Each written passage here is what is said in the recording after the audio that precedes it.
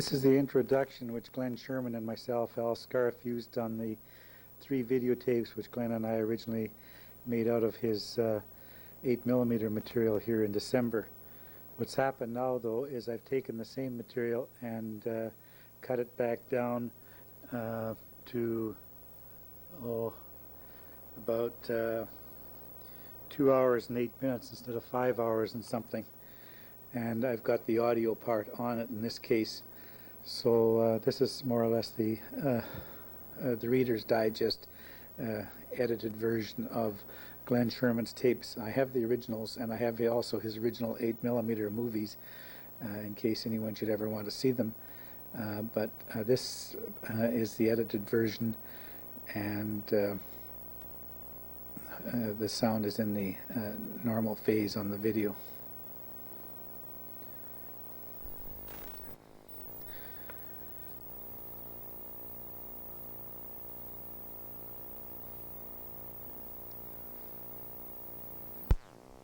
This is Pat and Mary and Gary Derechuk going by Hawker's Lagoon here, heading uptown in Uranium City. A daughter and son, DNR building down there, aircraft taking off.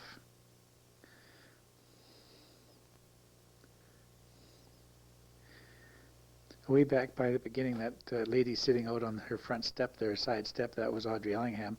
This is on Melville Lake. That is the ABC added, I think, on Melville Lake, and maybe the Basca camp, which was on the north side, and ABC was on the east side of the Melville Lake. Athabasca from the air in the early spring.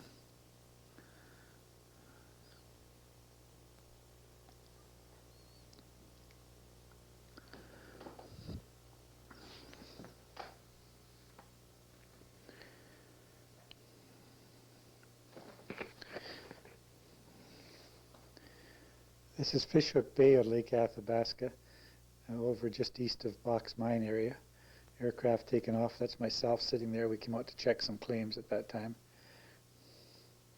The pilot here is John Stewart, who was with SGA for many years and ended up flying DC-3.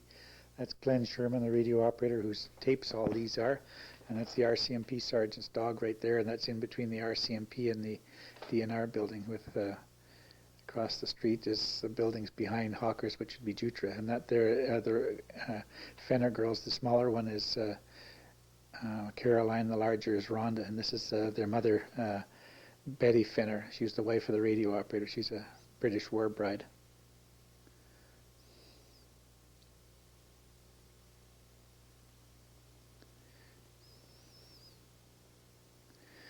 This is Betty Fenner with her 2 kids right there, and Audrey Ellingham carrying one of hers there. They were standing over in front of the RCMP heading for home.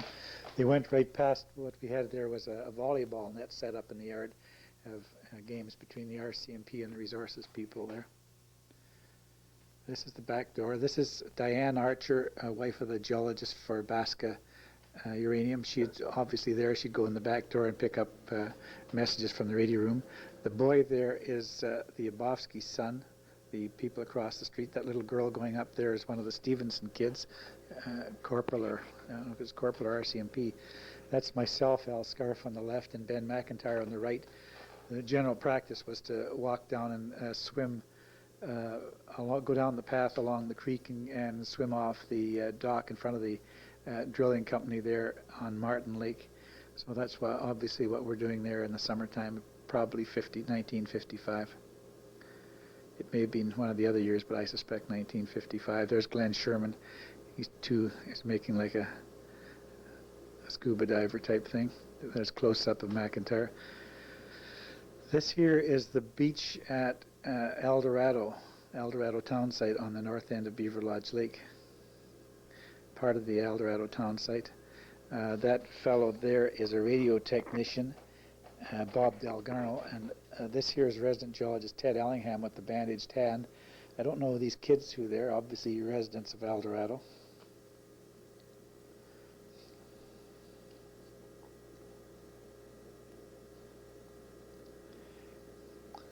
Yes, they put up a bunch of rock there to make a natural um, a water break to park their boats so they wouldn't get taken in by the wind coming off Beaver Lodge Lake. It's about a 7 or 10 mile long lake. So Bob Delgarno, the radio technician again. Sherman in the middle. I don't know who those people are with the baby. Not offhand, anyway. That's Ted Ellingham there with Sherman. Ellingham on the right with his hand bandaged up. That's probably Judy Ellingham there. Who these people are, I don't know. Obviously, they had quite nice boats even then. Mercury motor on the back.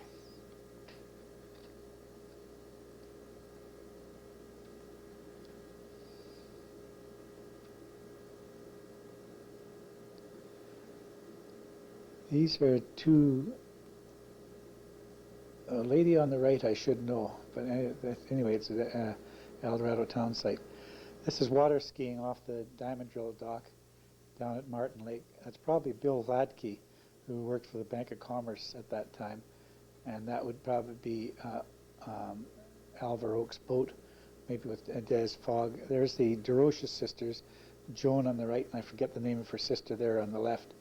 They both early teachers from 52, 53 time.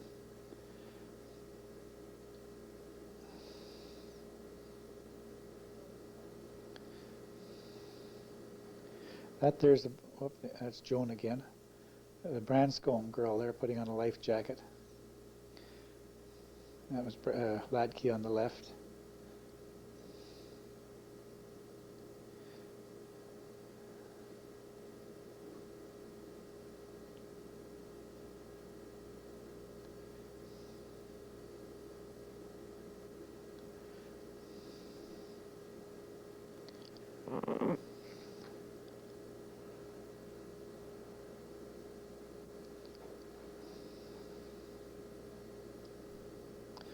Brief shot of Earl Shannon leading in a boat somewhere. Oh, I know, heading for the south end. That's SGA Hill, Saskatchewan Government Airways Hill. That's sort of where all the natives stayed.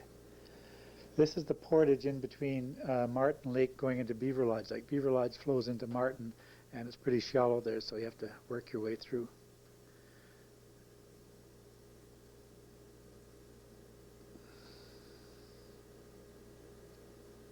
This would be Black Bay Uranium Mine over on the south end of Merrimack Bay. The fellow you just saw there briefly was Leon LaPrairie. There's Dennis Hunter, the junior conservation officer, going through the thing. This here's the Fredette Falls, just below the bridge as you go into Uranium City that crosses Fredette Lake. The fellow up there is Jim Skeen, who was a patrolman there for several summers for the Department of Natural Resources. These are the falls there, back onto Martin Lake. This would be McMurray Air Service. No, that's SGA. SGA and McMurray Air Services next door to each other there.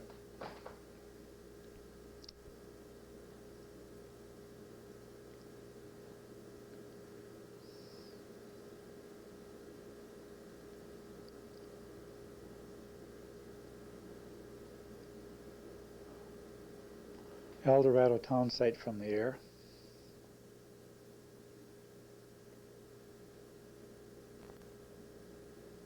The mill, the mine.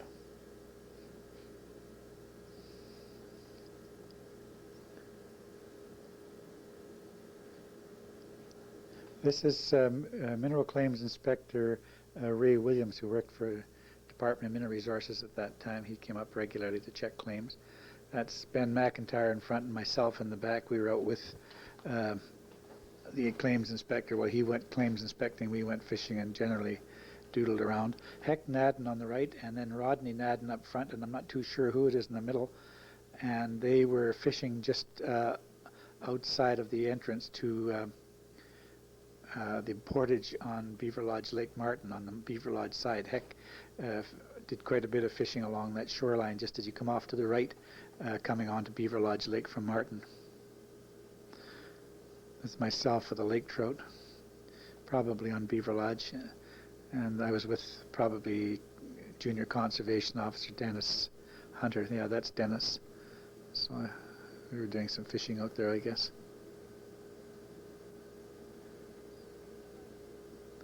Glen Sherman getting out of the same boat with lake trout.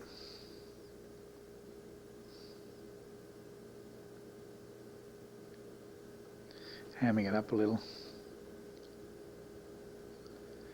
This here is Bushell down on the Athabasca. This is leaving Bushell Harbor by boat, and that's the unloading facilities there, the dock facilities for the heavy freight that comes in, tugboat, storage buildings there. Heading out to the outside edge of Bushell Harbor there, heading out into Black Bay.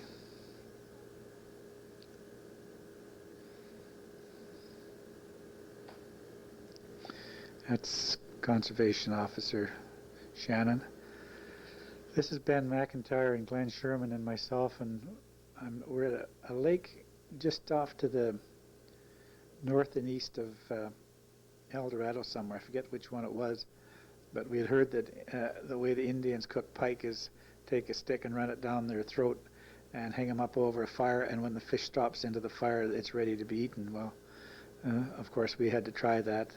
I don't think we were that impressed by the quality of the fish, but you have to try it. This is climbing Beaver Lodge Mountain, I expect. No, not necessarily.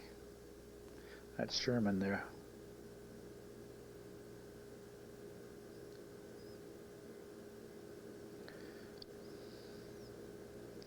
High rocks anyway. Glen Sherman.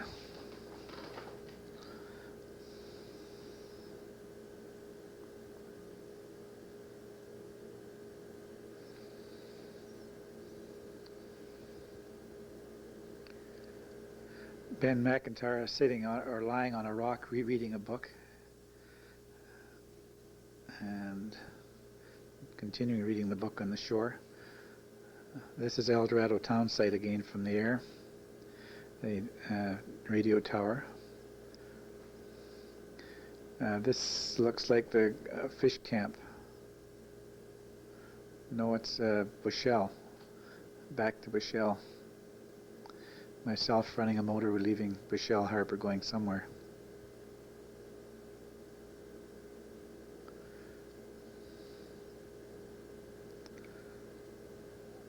Large capacity oil storage tanks up there. This is the Gulch mine operation halfway along the Krakenstone Peninsula there, on the west side of the Krakenstone Peninsula, straight south of where you come out of Bushell. You just come out of Bushell and swing left and you're going down there. We're fishing here in Langley Bay, which is right down towards the end of Krakenstone, and Langley Bay at that time had, as you can plainly see, some very large jackfish in it. Later on, Langley Bay was contaminated by tailings coming out of that's Gulch mine, by tailings coming out of the gunner operation, and for quite a few years wasn't producing fish.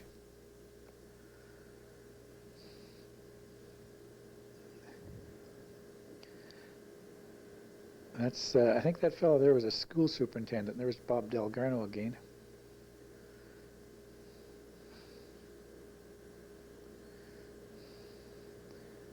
This is Moorhaven, along the shore of Martin Lake. Gordon Moore was a geological a mining engineer type person who was up there from about 52, 53 up till about 57, and he built a beautiful log cabin right down by the lake and had a big garden and all this kind of stuff down there. The cabin later burned. For anybody who's interested in knowing where it is now, that's where Glen Sherman had his own little cabin there for a few years, which was, I think, the garage for this building. And there's nice big trees there. And the fellow that's with Glen, of course, and the other fellow with him, I don't remember his name, but he was an assistant at the liquor store there. He worked in the liquor store. This is back at El Dorado again. No, this is Gunner by the look of it. Gunner. Yeah, this is Gunner. This is one of the Harrop kids. Kiwanis was over there selling apples on an apple day, and these were some of the girl guides who went over there. And obviously Glen. And this is that fellow with the clown suit, you'll see him show up once in a while. His name is Bill something or other, and I think he worked as an accountant or something of that sort at El Dorado or one of the mines or Laredo, and I can't remember what his name was, but he's active. And of course, these are all girls who worked in the cookery for Gunner, and of course, Glen has to get their pictures. Shots of the head frame and the mill and all this kind of stuff. That's the mill. That's the powerhouse, obviously, with all those pipes coming out of it.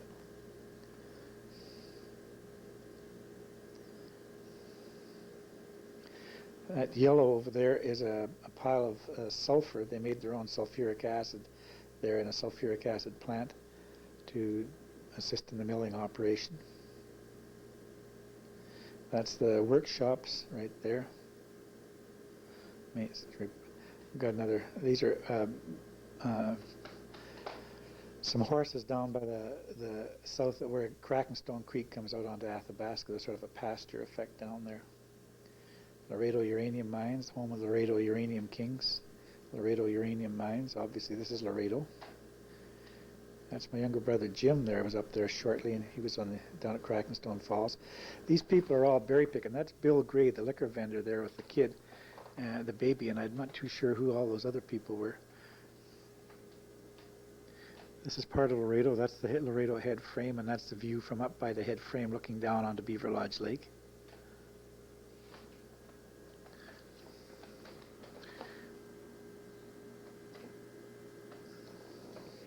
That's Connie Reed on the right in the blue jacket.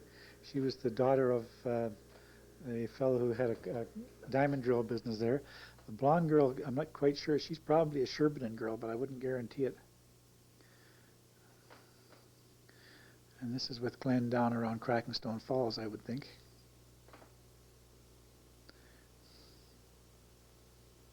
Or maybe Laredo. Betty Fenner coming out to take somebody's picture. That girl there worked for a while for the radio branch. She was a French girl, maybe from Quebec. I forget what her name was. The SGA DC-3 taken off, I believe. Saskatchewan Government Airways. SAW.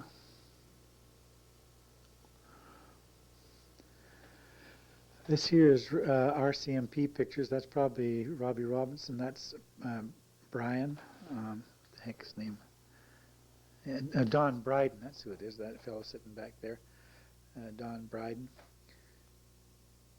That's him horsing around, Don Bryden. And these fellows here, I was probably Citizens Court or something, and that was Sergeant Butler and some of the other fellows, and they were all in red. There was a Citizens Court that particular day, so Glen had to go get them in their red serge. I think Darby Elder was in there too, amongst those other guys. That there is the,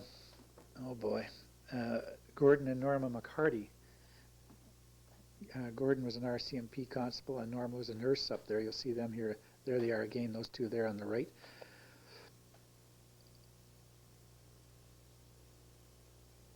This is probably down by Crackenstone. It was a favorite picnic spot, especially in the spring.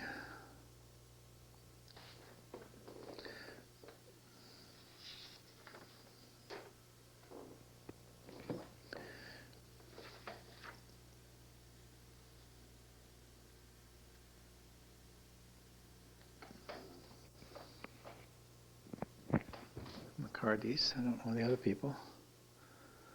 The thing about that is anybody who looks at these who's familiar with the area is going to spot people who I should know but don't. That's the way it is.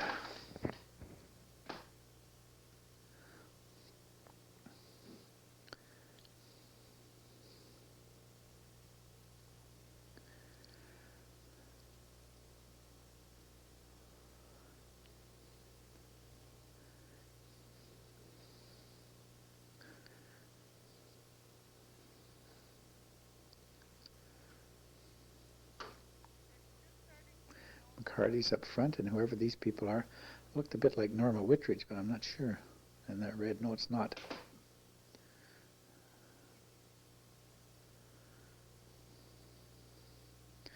Mary Darachuk going fishing at Crackenstone.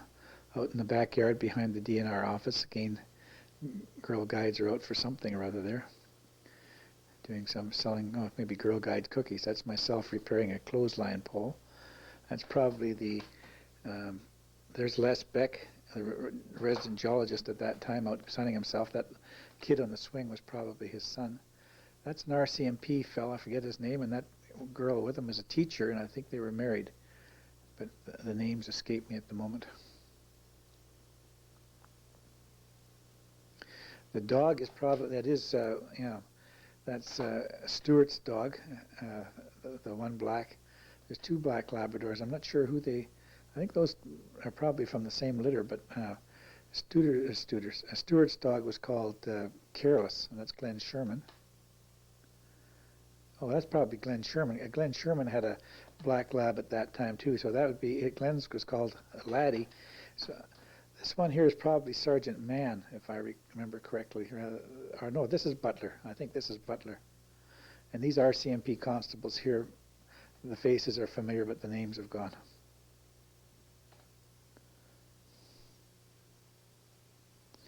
Yeah, this is probably Sergeant Butler up between the barracks and the house that was right behind raking, and that's his wife Kay and their daughter there, Kay Butler.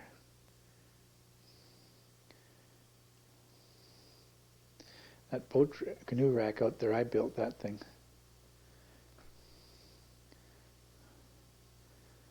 Now where are we? This is the Box Mine area down Goldfields in the wintertime. They were probably down visiting Pete Bloomstrand's family. Pete Bloomstrand was the caretaker for a few years at Box Mine and had a large family down there. And then he was later moved up to the Yellowknife area, and then the mine became somewhat beat up after that. But Pete lived down there for a few years and had a family. That fellow there was Mac James, who was a draftsman for Department of Mineral Resources up there for about a year. And this is more, there's the head frame and everything for the Box Mine at Goldfields on Lake Athabasca, just south of Uranium City. That's Albert Embleton up front. We're obviously at St. Michael's Uranium Mine, just north of and east of north and east of Uranium City. That fellow there, he was probably the resident geologist. He was a New York geologist with an Italian name. It meant ringing bells or something like that. I forget his name offhand. And here's some cars being pushed out. That's probably Sherman on the left with the light, making like a miner.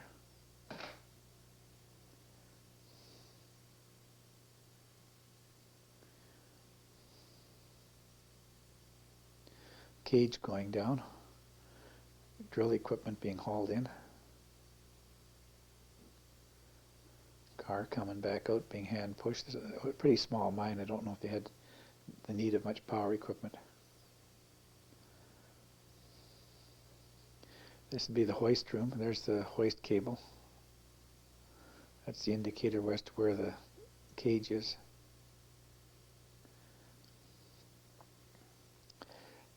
Hauling away broken rock from there. Presumably this is all St. Michael's. This would be the dry where they change their mining clothes into their regular clothes. They put them in a basket and hoist them up there, and they get nice and dry. They're pretty wet. This would be the battery charging rack. That's Ted Allingham, the resident geologist at that time at Uranium City. I don't remember that water thing, but probably there. This is probably St. Michael's too. This is their core rack, and Ted Allingham inspecting the core rack.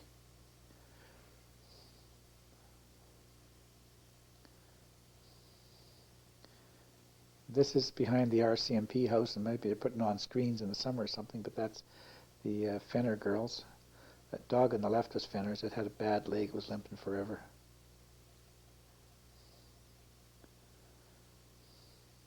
That's myself. I had a 19-foot semi-freighter canoe, and I was cleaning it out, getting ready for the summer. This is Des Fogg on the left there at the back, and that's Walter Billowich. Walter Billowich was the town treasurer. There's Des Fogg on the left. Des Fogg was sort of, he did a few little things around there, but he was sort of a newspaper reporter individual around there. I don't know who these two ladies are. Sherman on the left, obviously indoor scene somewhere. That face is familiar on that lady, but no name. Obviously has a floor waxing machine in there, threatening to revolve around a little bit. Don't know these people. What happens here is I've got a lot of stuff in here that's from the south that doesn't belong in there.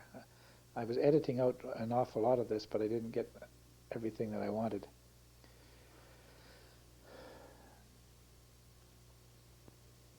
McMurray Air Services Limited, people coming out of there. There's Bert Burry himself, and there's Gene Buck, two of the very well-known people. There's Jock McMeekin, the Uranium Era man, the guy who published the Uranium Era. And the pilot there worked for McMurray for years, and I forget his name. And Glen and Jock McMeekin were going south. Jock was some kind of a polling officer or something for a provincial election, so Glen went with him, and they went all over the place. That's the Nadden daughter and son right there. Boy, name's gone.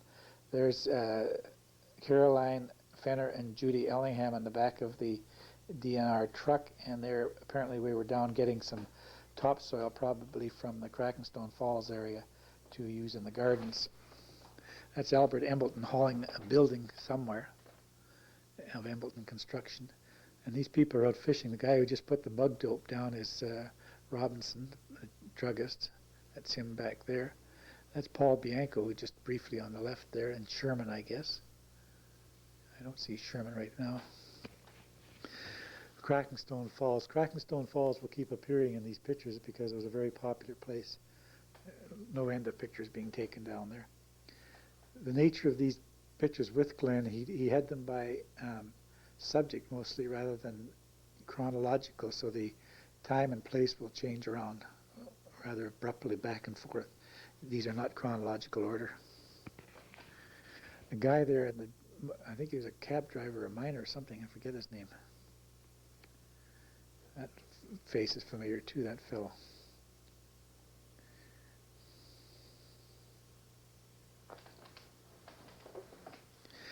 In the springtime, that young man there on the lower left is trying to get, that's probably Robinson fishing there. This guy is trying to pick up fish via the net. They're all fishing for grayling there. Grayling came up at that time of year and could provide some pretty fair fishing right there. But it was not uncommon right at the base of the falls to take a dip net and see what you could pick up.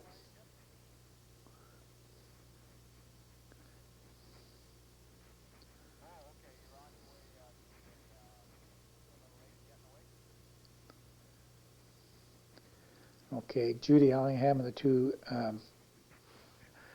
that's Caroline Fenner, the two Fenner girls, the three of them there, out picking probably crocuses in the spring, I would think. The Ellingham family, Derechuk family out down on the beach, Greg on the right in the hat, cooking what looks like marshmallows. This would be Graham's there. The lady in the white hat is probably Jean Graham. People coming down Fredette Creek, they had to go up the creek as far as they can, a couple of little beaver dam things they'd explore up and down, and they'd take these canoes. In the front of this canoe is Ingeborg Oak, the oldest daughter of Alvar Oak, the prospector there who lived across from the liquor store. And in the back is one of the Branscombe girls again. That looked like a bit like Paul Vincent going by in that boat. That's Des Fogg with, and that was Horlock, I think there. That's Horlock's right there, both of them. He ran the movie theater there. Des Fogg and Oak. Oh, what's her name all of a sudden?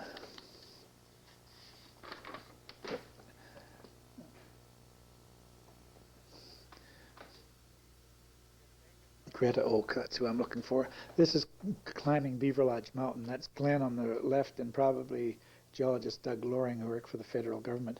Myself there on the left and Glen. This is a marker right on the top there, and there's a pin down below it. They use it as an observation point, and it's right on top of Beaver Lodge Mountain, which is probably 800 feet off the lake there, the highest point around. and you can look south across the Athabasca, or you can look north across Beaver Lodge and across Martin and Uranium City. These are some Indian people who were using the portage at that time, coming between um, Athabasca and Beaver Lodge. Like, it's a very common portage. This is part of the graveyard there. There's a graveyard there associated with gold fields. Most of the people there were buried during the period that Goldfields was in operation from 38 to 42. This is the town fire truck, and this fellow's name escapes me. It's Stan Bryan on the left. This fire, I'm not too sure just where it was.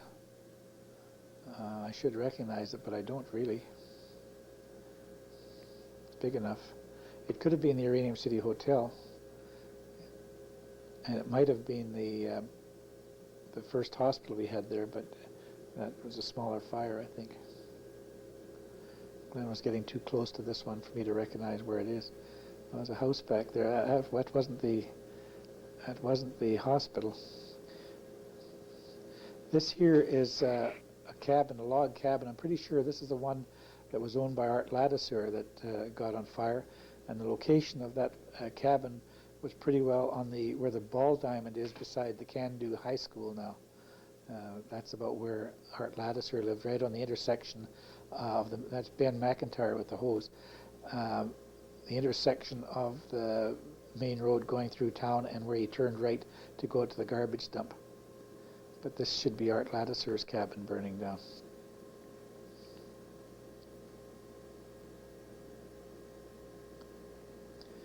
More of Ben with the hose. People watching. That looks like Earl Shannon starting to push the darn walls in. Skeen in the middle there. Looks like Bianco up front. Paul Vincent in the suit at the back. Now that's Art Ladiseur looking pretty disconsolate with his head down there. Earl Shannon on the left and Ted Ellingham, and that was a quick shot. There's Derechuk, Greg Derechuk talking to Art Ladiseur. Like Greg was the equivalent of the town administrator, the municipal corporation at that time, and discussing the situation with Ladiseur. Now, this is the Uranium City Hotel fire when it burned, and that was obviously part of the chimney sticking up there. There's that sign, Uranium City Hotel welcomes you. Well, it was left there, but most of the hotel went down. That sign is still there. Now this here is when the skating rink burned down. Along that edge to the right, I was a fireman, or that guy is there. When that fire happened, I was down there with a 2-inch hose up to my bum in snow, and the darn thing was pushing me sideways. That's Stan Bryan with the hose. But this would be the curling rink or the rink generally, the hockey rink at that time. But a fire started from the inside, and it was metal clad, and they just couldn't dare go inside, so just had to hose it down while it burned.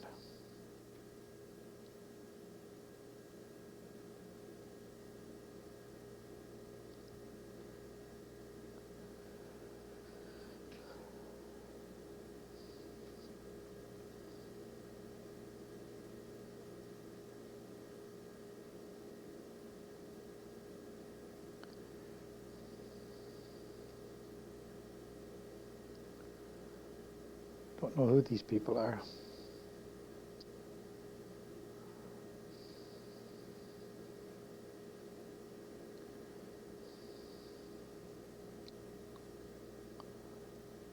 This is the side of a DNR truck, a 3/4 ton. That's Red Taylor there, and Ted Jonason, and that's the RCMP boat, the Stony Rapids, and the DNR boat is right behind it at the Bushell dock. Lumber coming in. There goes the 25-horse Johnson, I guess.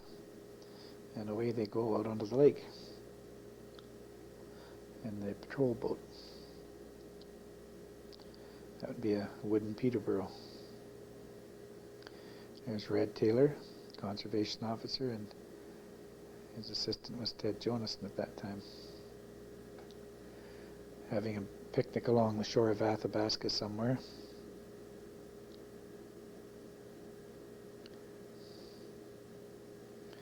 Obviously having fish, why not?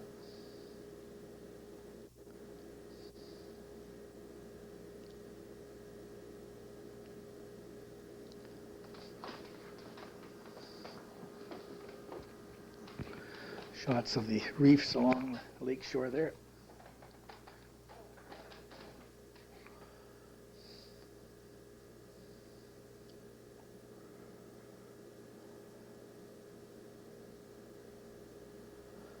Kind of rough out on the lake.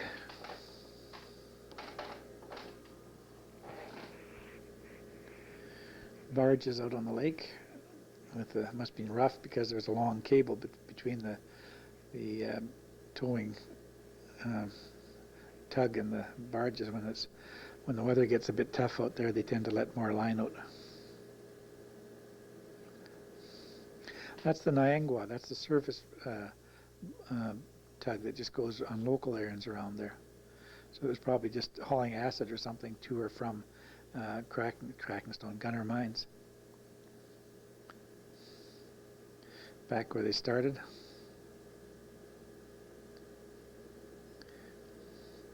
Looks like Glen Sherman. This is the beach at the south end of Beaver Lodge Lake, a very favorite picnic spot for everybody.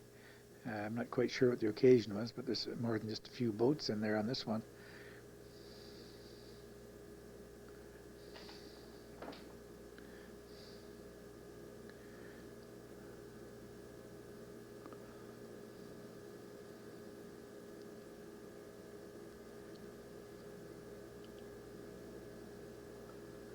That's Jim Skeen, the patrolman. This here is Bob Nero.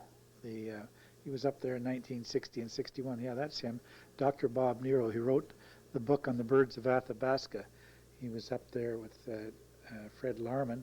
And that there is Dr. Maudsley, the geologist from the University in Saskatoon. They were sharing a camp on the south shore of Lake Athabasca. Nero doing bird work and Maudsley doing geology-related information. That's an aerial view of some of the sand dunes in the south part of Athabasca.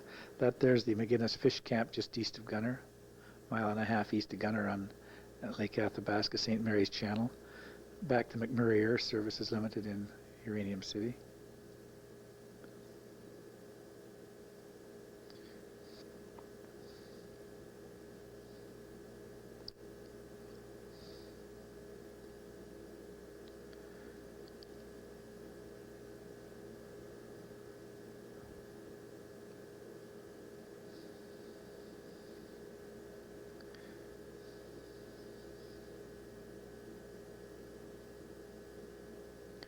Mary Darachuk.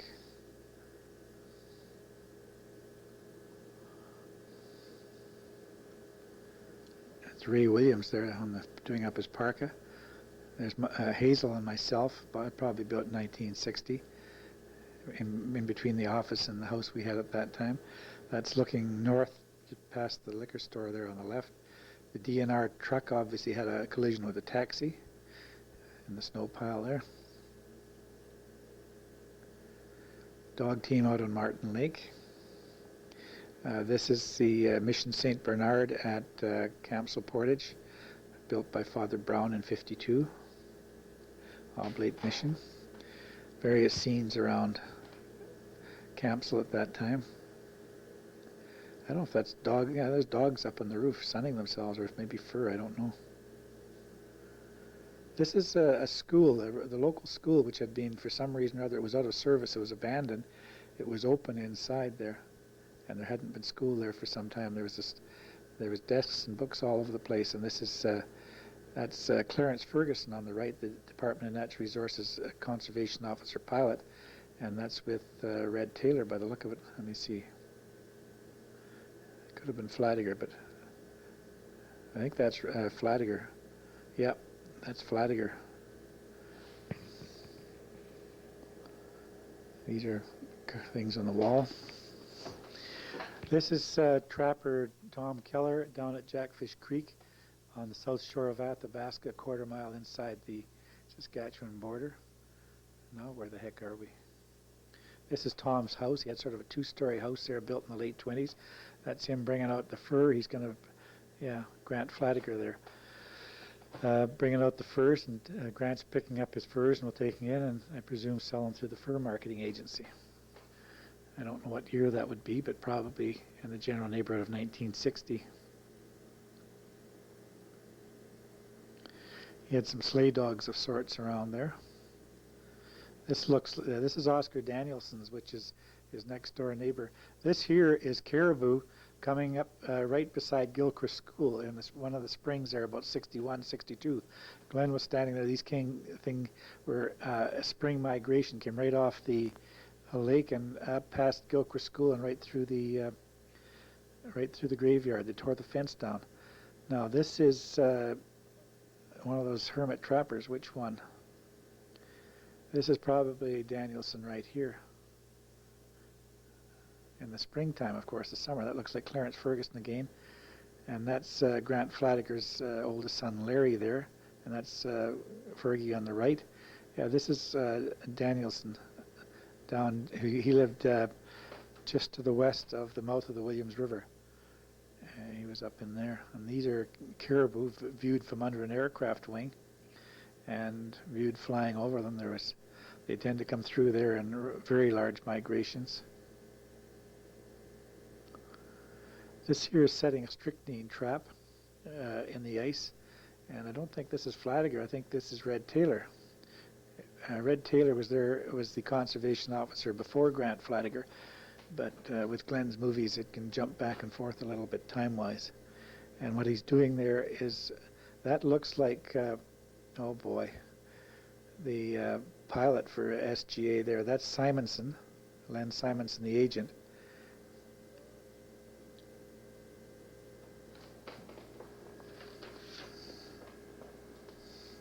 But they're setting a strychnine trap for the people there. That pilot there was George Greening. That's who it was. And here they had cut some heads off of poison wolves, and were in harassing assistant radio operator clerical help there, Charlotte Wonko, in the DNR radio room. That's Charlotte right there. Red Taylor and Charlotte. Cliff Fenner, the other radio operator at the time with Glen. This girl here is embarrassing, I forget her name, but her and Charlotte Wonka were there at the same time. She has a Ukrainian-style name too.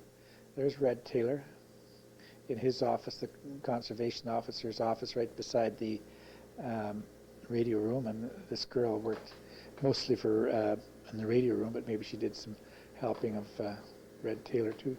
This is Charlotte working in the office there in a little room there. That's myself in the mining recorder's office. That's Terry McIntosh, our draftsman at the time. Business was such that we needed a full-time draftsman. That's, I think, Gordon Wordy. I don't know this guy's name. It's in the mineral. Yeah, that's Gordon Wordy. And that's Audrey Ellingham. And that's Donna Ellingham, the number 2 daughter. And Terry. This is Christmas at Ellingham's. Like, we were all invited to Ellingham's for Christmas. I think that day we all came over there for supper. This here is, that was Joyce Brian. There's Stan Bryan. Stan was the power man there. Like, there was an independently owned power thing at that time. That was myself and Hazel, and then Joyce on the right, and some Christmas lights outside. There's Casey Sillick, one of the doctors, down there dancing. That's Ray King doing some kind of a dance. And this is the office. This is their living accommodation under that's Dana Spence, living accommodation under the DNR building, the apartment that I had there, and then eventually Glen had it. There's Ray King again, and they're having good times down there. Casey ended up moving out to that looked like, there's Paul Vincent. That looked like Graham back there. They're attempting to do the limbo. That's all they need. Casey there ended up moving out to the Okanagan worked with old people out there as a doctor. And Dana Spence ran his hardware store there, and for a long time was the town mayor.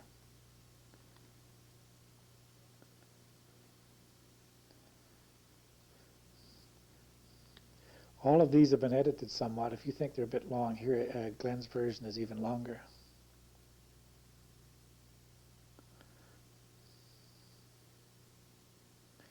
This is a wedding, and I think it's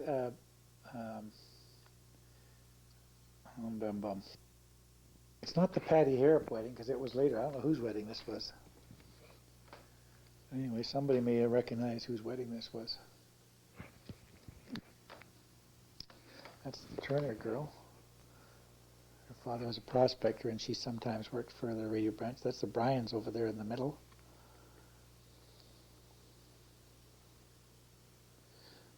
Obviously had some live talent.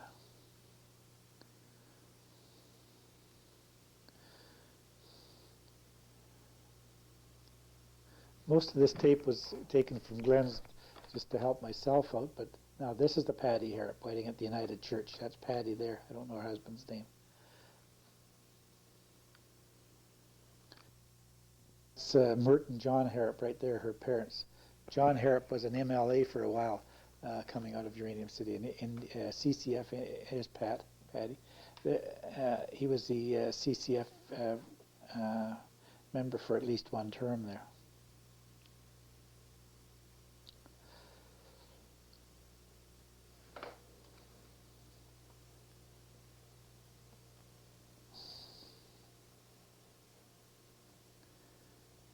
That's Peter Cousy.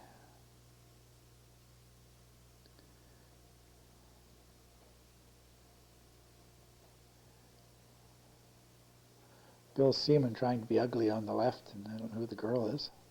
Bill Seaman was the town administrator after Darachuk's left. He was town treasurer up till then, but he took over as administrator. That's myself dancing with Charlotte Wonko. That's Betty and Betty Taylor and Betty Finner. And there's on the right is Ivy Aitchison and Herb Aitchison. Herb Aitchison worked for the Department of Mineral Resources as the mines inspector. This was the opening of the building that Herb worked in, and this is that we had a dance there at that time. Nice party. That's Connie there, and the girl from the radio room whose name escapes me still. Aitchison's. That girl there was Sinclair, and that was Betty on the left. Sinclair, this one here was, oh boy, that's Betty Taylor. This girl and the guy behind her, they got married. She was a high school teacher there, and oh boy, her name just almost comes to me, and he worked at Laredo. But she was a good friend of Betty Taylor. I don't know what the little girl on the guitar is all about.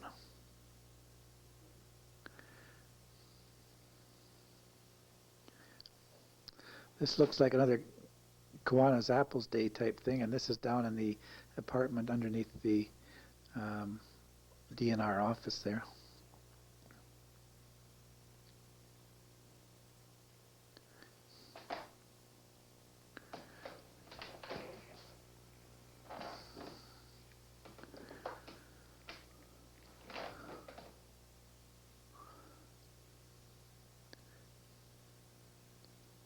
But this tape was done basically for myself, but I put stuff in here who I don't recognize the people, just in case some other people look at this and would like to see this sort of thing, and if they really want to get more detail, go back to Glen's original tape, which is at least twice as long as this. That's Mac James right there, and that French girl who worked in the radio room. This is the Allingham family right there, the whole works of them. Resident geologist.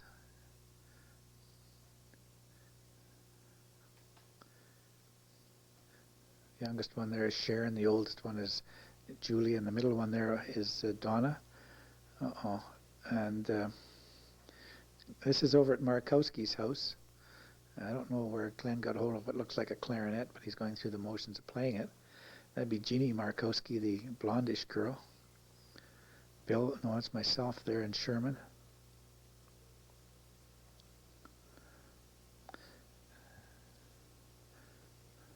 And that was Terry McIntosh on the far left.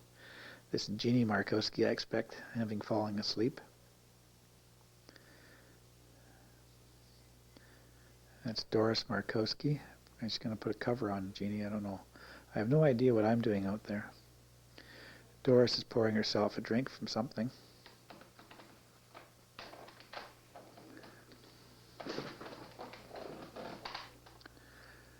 Bill Markowski reading Popular Science. Back to Jeannie in the end of the film, but look at those things. Christmas decorations. That's Ray King on the right, and I don't know who it is with him. That's Nancy King there that Glen's holding on to, and Cliff Fenner on the right. Ray King was one of the originals at Uranium City, and he had an insurance agency and then ended up as the hospital administrator. That's Hilda Wickert or Hilda McIntyre dancing. That's Ben being tickled. It must have been his birthday or some darn thing. There's Horlock. Des Fogg on the right, and that was Mrs. Horlock, I think, was sitting beside him. Betty Fenner hamming it up with Ray King. This here is the building of the Uranium City Hospital under construction at that time. You can see all the forms and stuff and the people working around there building the Uranium City Hospital. Digging the foundation and this sort of thing. There's some of the windows. Looks like the back windows perhaps. There's more or less the finished version in the early part of the winter. I don't know what year this is. The nurses' residence was still under construction. It was built after the hospital. For some reason, Sherman was a patient at the hospital in the early stages. Glen had a diabetic situation, and I think he was in, maybe something to do with that. He was in there for 3 or 4 or 5 days. So he took his camera and shot quite a bit of footage around there, of which I've salvaged a little bit here and there. It may seem long, but the other version is much longer.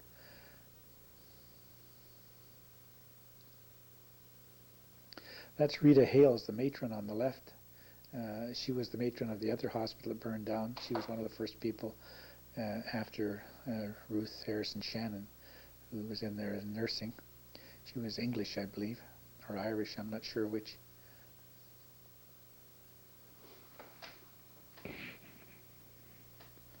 Glen Sherman in bed reading Life magazine, or watching the pictures anyway.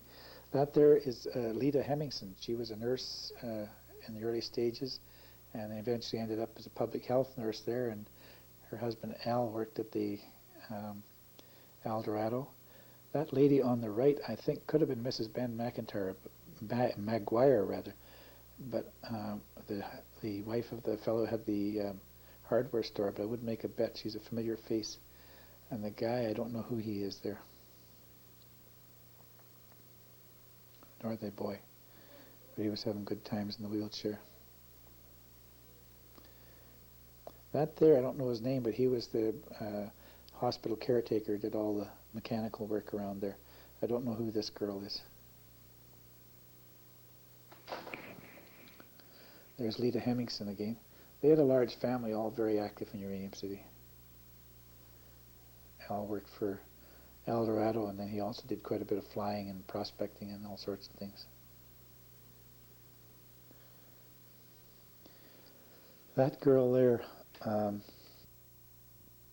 girl, I can't think of her name. She had a nickname or something, not a very derogatory, just a simple nickname. I forget what it was.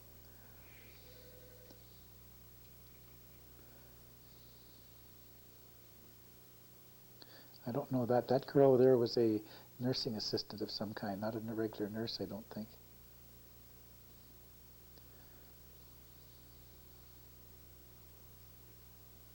Maybe they were both nursing assistants for all I know.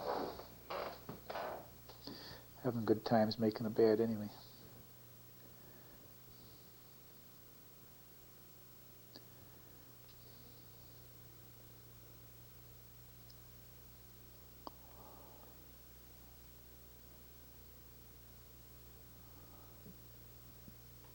This kid must have just had a shot in the bum, I'm not sure. Not terribly happy either way.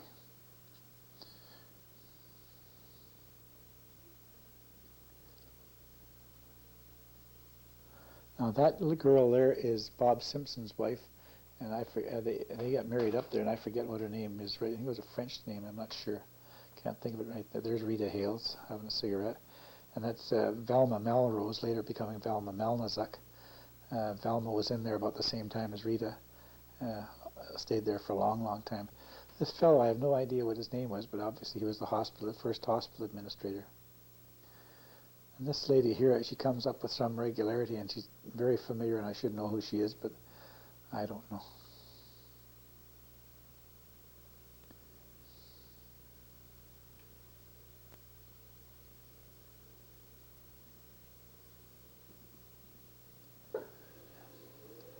Needless to say, I don't know who this girl is either. This girl here is another one I should know. She's a public health nurse, quite active. And the one on the right with her is the other public health nurse, Eleanor Castleman. Eleanor was one of the early people up there in the nursing business. This here appears to be a tonsillectomy. That's Casey Sillick there in the middle, and working with him was Dr. Gray. And how Sherman... Yes. How Sherman got in on a tonsillectomy at that time that they watch him, I just don't know. But they're doing a tonsillectomy, and that looks like Bob Simpson's wife there assisting.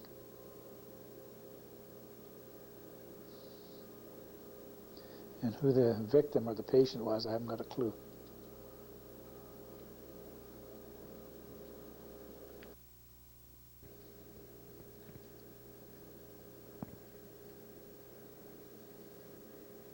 There's Glen in a surgical mask, so maybe that was just after doing the tonsillectomy.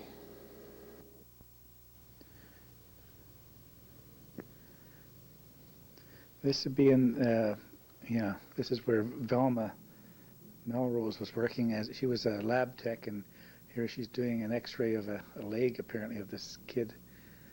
In the cast, that's Velma there, and some of her equipment in the hospital shortly after it was opened, the new hospital. This is the water intake system for the Uranium City Hospital, at least at that time. And why Glen took pictures of it, I don't know, but there it is, down into Fredette Creek.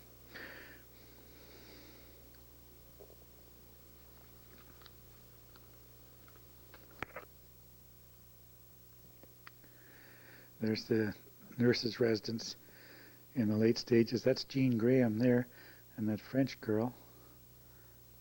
And this is the official opening of the hospital. That was Betty Taylor, I think, back there. Who's this? I don't know. That was Ruth Shannon. There's Mary Jeppesen, just came by.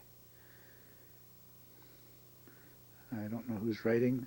That there is, boy, there's Jean Graham. A familiar face was by there again.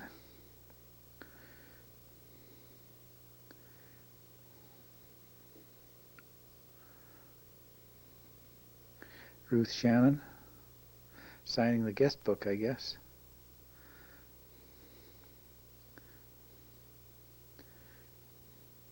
Paul Vincent, Jean-Paul Vincent. Betty Fenner on the right. Looked like Don Bacoli down there on the bottom. Nurses. Marion Robinson. All of a sudden we go from the opening of the... that there is Betty Taylor, and she was the MC for a fashion show that they had in the basement of one of the churches. I didn't figure out which church it was, probably the Catholic church, but it might have been the United. And actually Glen had a very extensive section here. I'll show some of it, but he had at least 5 or 6 or 10 minutes of a fashion show here. That's the Branscombe girl. And that's Greta Oak.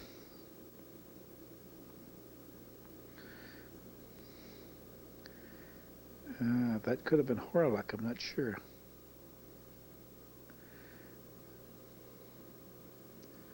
Don't know. Branscombe.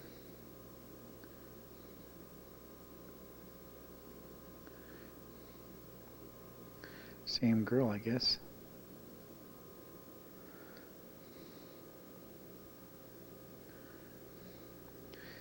Betty Taylor was the MC and probably a big organizer for this thing. So she was doing that. More Greta. Lanscombe. Des Fogg was obviously taking pictures there with 35mm camera. And that's Marion Robinson modeling that suit there and the hat.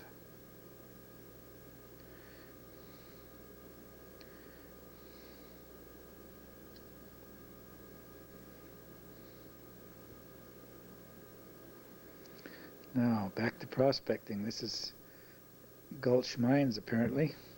Yeah, this is down at the bottom. There's a boat right at the very bottom of Gulch Mines there. That's some of the buildings at Gulch. And that there, the ramp goes right out. They dumped waste right off the end of that ramp and into the water. And the water there is about 125 feet deep instantly right off the shore. Bunkhouse at Gulch Mines, if it would settle down.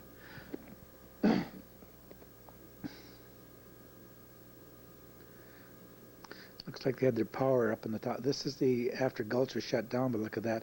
That's the adit going in, and it was blocked off.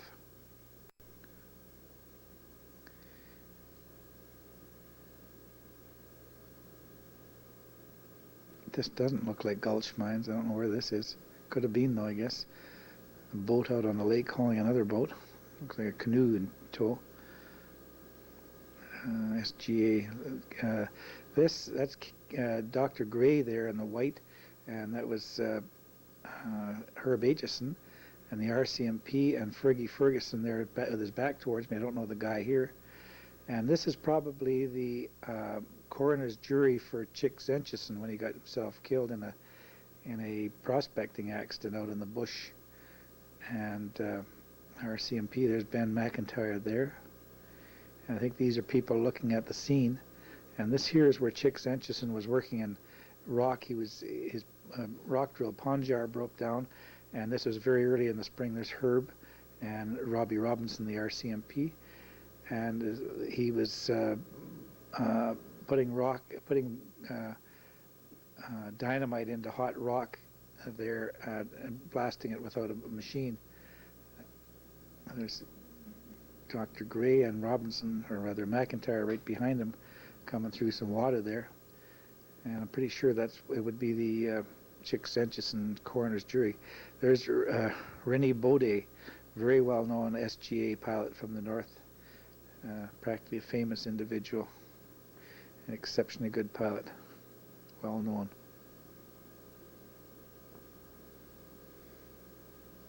That's Rennie Baudet sticking a piece of tree out there for him to hold on to and pull him into shore.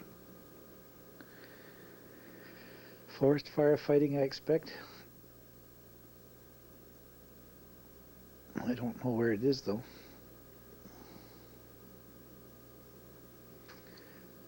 This here's the adit at the ABC adit at Melville Lake,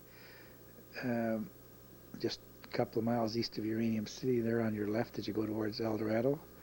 Little creek coming down that neighborhood.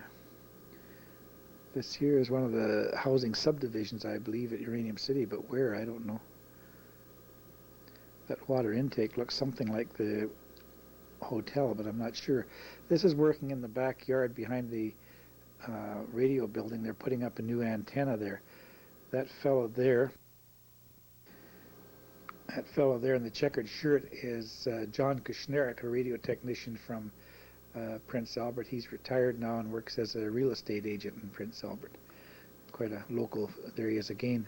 What he's doing with the farm tractor is he's going around with that plow, and they're going around the yard, and they're putting in a copper line in, just like putting in seed all the way around a copper line to serve as a ground for the radio antenna, because there's not a natural ground there.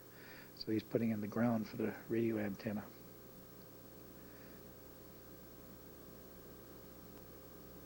This here is the Uranium City women's Bondsfield curling team who went out somewhere, probably to Yellowknife, and came back with some prizes, and this is their arrival at the Beaver Lodge Airport. They're getting a pretty formal arrival here.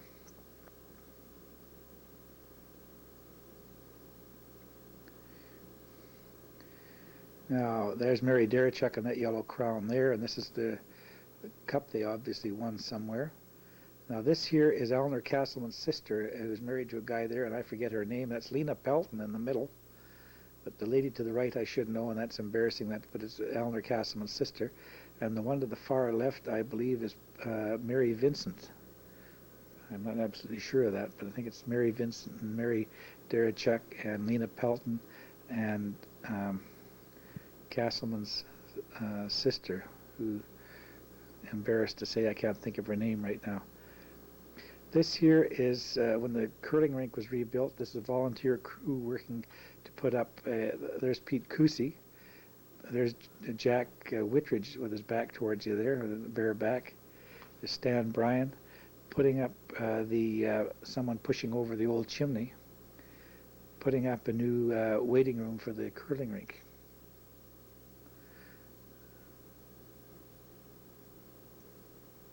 That's George Keller up there with the hammer and the cigarette, having a beer there. That's Whitridge.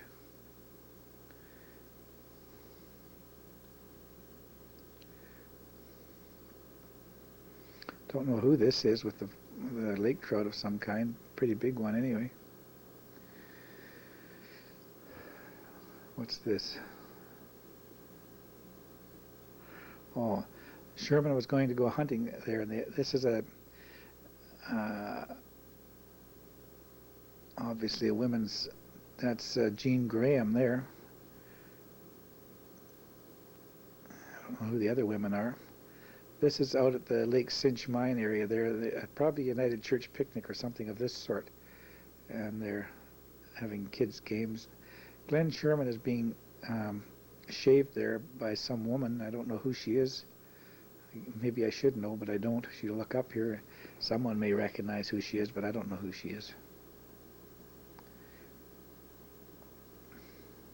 It isn't Betty Fenner.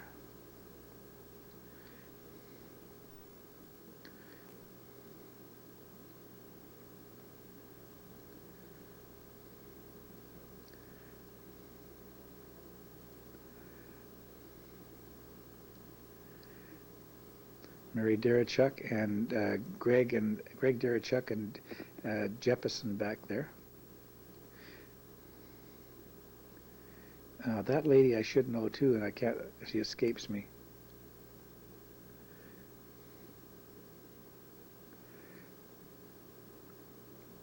Having an egg throw here. The kids are throwing raw eggs back and forth in a contest to see who can get farther apart and keep catching them.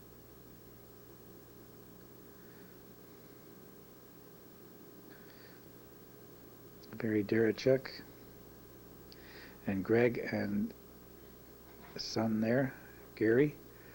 There's Father Littleguac, the OMI priest there.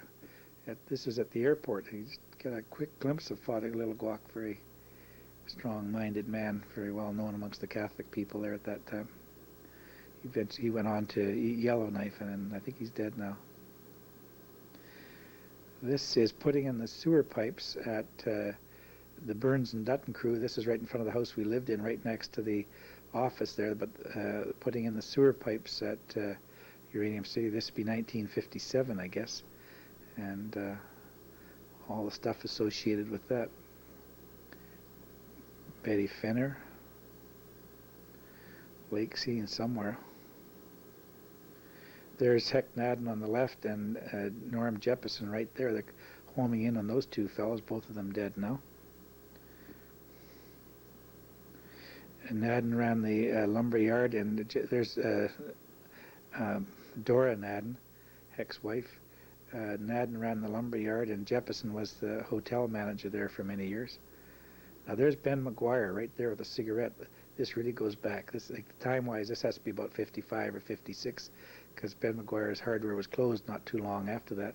He was mayor, I think, briefly, and he was from the Yellowknife area, and he ran the hardware there, kitty corner from the Bank of Commerce. There's Bill Markowski trying out a Savage lever-action high-powered rifle, and that was Paul Bianco came in there.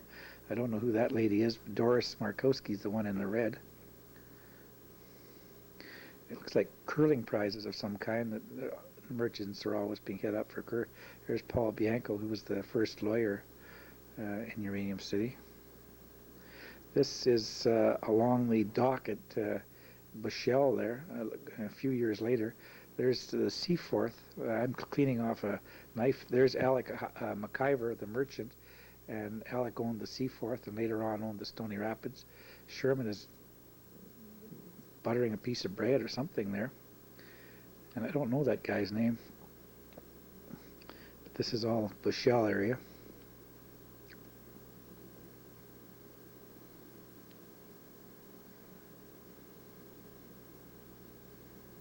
Stony Rapids, that was the RCMP boat operating out of Stony Rapids, and Alec McIver later bought the Stony Rapids. I don't know what he did with the Seaforth, but he drove the Seaforth. There's Leon LaPrairie, the manager of Black Bay Uranium, Grant Flatiger. This is the Black Bay Uranium at Fishhook Bay.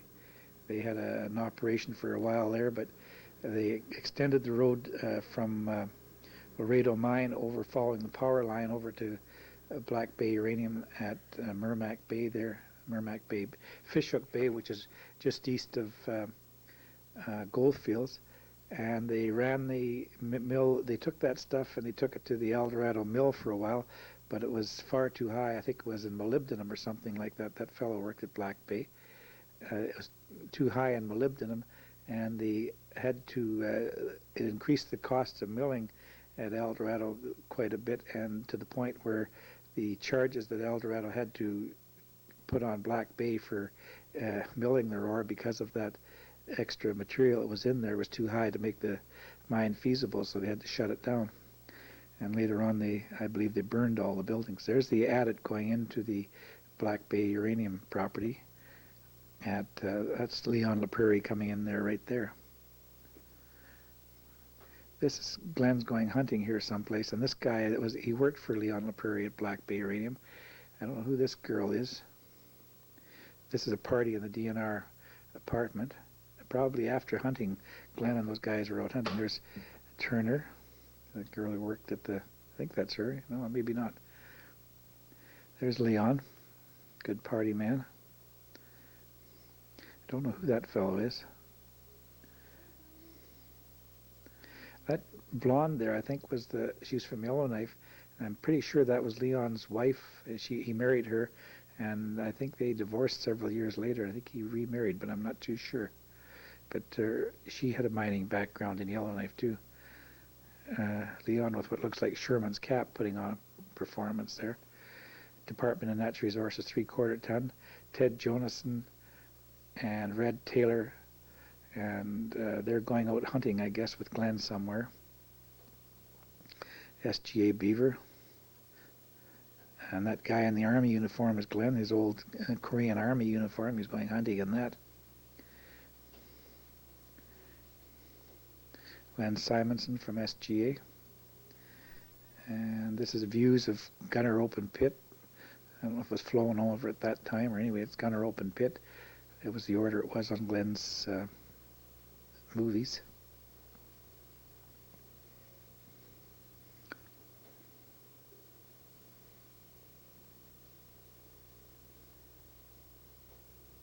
Barge coming through there somewhere. Ted Jonason portaging that guy into shore, and Red Taylor portaging Simonson into shore. No point everybody getting wet feet, taking their canoe off the SGA Beaver. And they were out duck and geese hunting, probably in the southwest part of Athabasca, over towards the Alberta border somewhere, I would think, on the south shore. A couple of bays in there. Laredo Gunner Gold. So these are shots. Glen has quite a bunch of shots at one point here around the Gunner Gold property.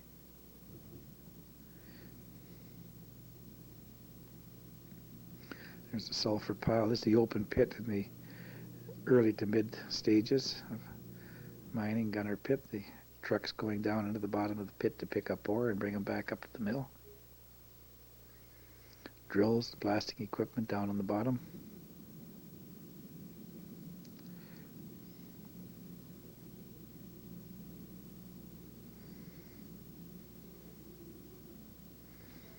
This goes on for quite a long time here too, but even this is the edited version. I cut out quite a bit of it. Goes down in steps. That's how they do the open pit mining. Benches, they call them. Those are heavy duty drills down there, put in blasting situation. I don't know who that is. Some gunner employee going down the stairway heading into the open pit. I think they have sort of a combination wooden stairway and ladders. I'm not sure. Loading machine down there, loading up the trucks. This is a view coming up on a truck heading up to the mill. As you know, the view looking out the front window. Needless to say, those things don't have very good springs. They bounce around a lot. There's the head frame of Gunner Mines.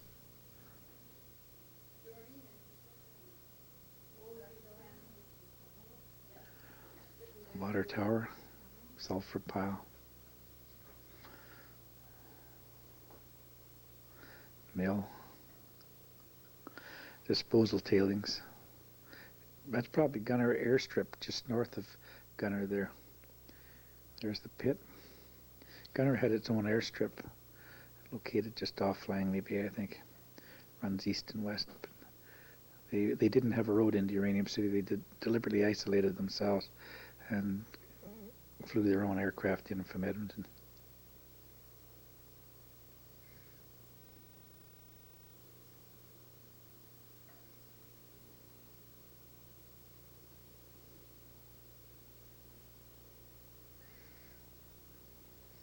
Ted Ellingham helping me load my 30-horse Mercury onto the thing, and that there is Lynn Gibb. She's the daughter. There's Hazel Scarfe. That was in 58. This is 1958 when Hazel came up to visit, I think. And this is the stairway going up from Gulch. It was being torn down, I think, at that time. So boats out there. There's Lynn Gibb. She's Jim Gibb's daughter, the butcher. She was at this time she was a professional skater for one of the big ice capades or something in the States, and she came up and visited the family in the summer. I don't know who this girl is, but if it's who I think it is, that's her and her husband, and I believe she was a teacher there, and if she's the one I think she is, she got herself drowned that fall in a car accident that other people survived over on Martin Lake, but I'm not too sure about that. Doris Markowski was a survivor of that, but if that's the same girl, I think it is. And this was down around Crackingstone, fooling around there. Rabbit in the bush. Looks like Laredo. Maybe, I don't know.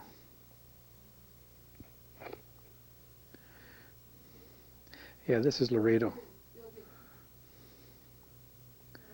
I don't know what that could be. It could have been sulfur piled up because they had a thing to make their milling operation depended on sulfur too.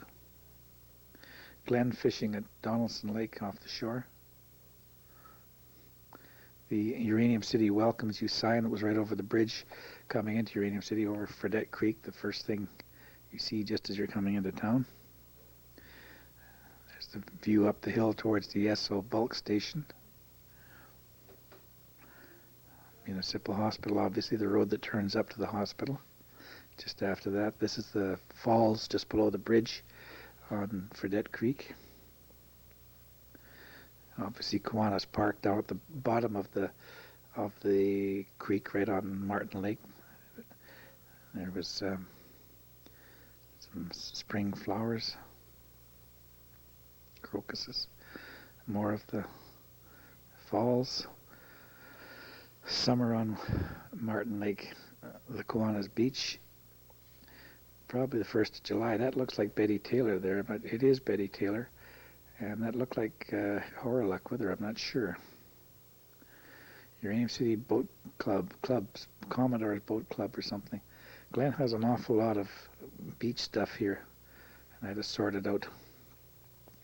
This here's sort of a canoe of oar canoes or something. This gal here has appeared before, and darned if I know who she is.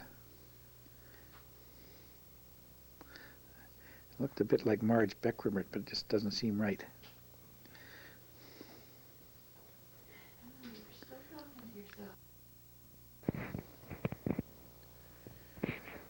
So anyway, we're at Kiwanis Beach. Looks like that's not Glen. That's, oh my goodness. There's Harold Graham, but the guy before him. There's that woman again.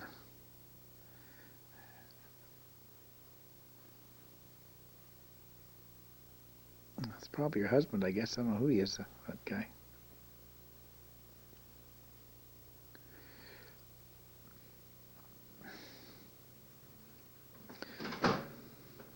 Don't know who these kids are, but somebody will probably recognize them.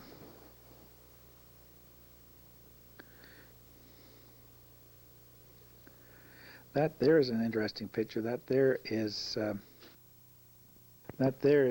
Dave Smith, who was the manager of the Kazor mining operation with one of his kids.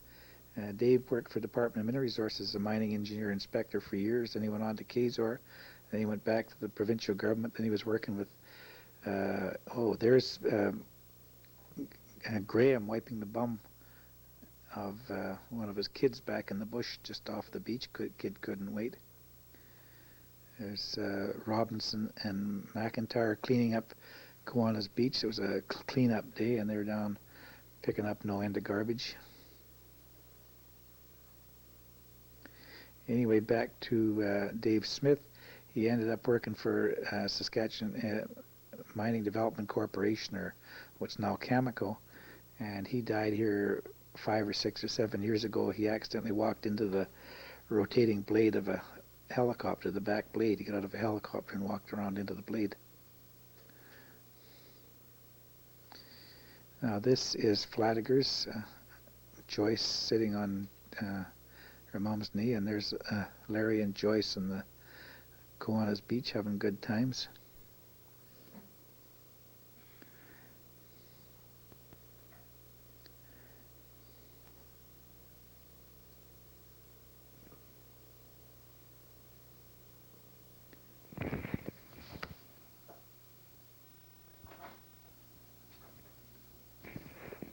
That there is Joyce Bryan. So it'd be a combination of the Bryan kids and Flanagan's down there. That's Stan Bryan there doing the playing around there. That's our power man up there who went on to Spirit River. There's Grant Flanagan on the right and Vivian, and Joyce Bryan, the picnic down on the beach. This here is a parade, obviously. Probably 1st of July or something. I don't know which year, but it looks pretty darned early. Girl Guides going by. That background looks as though it's up the street and across from the hotel. That's what it is. It's across from Uranium Motors there.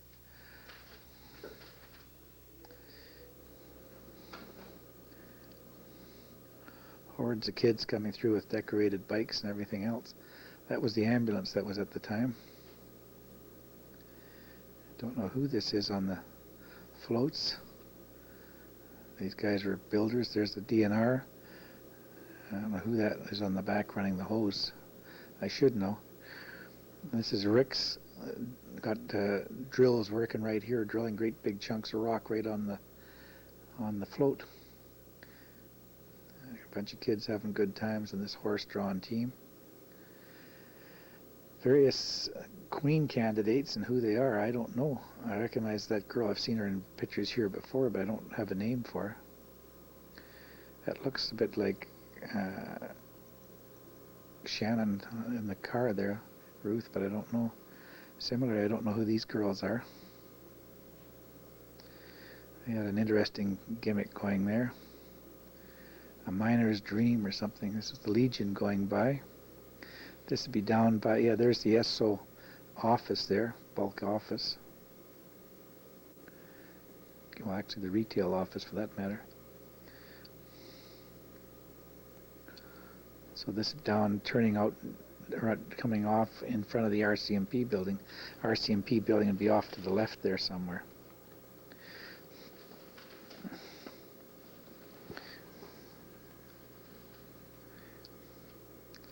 I don't know what that great big thing there is.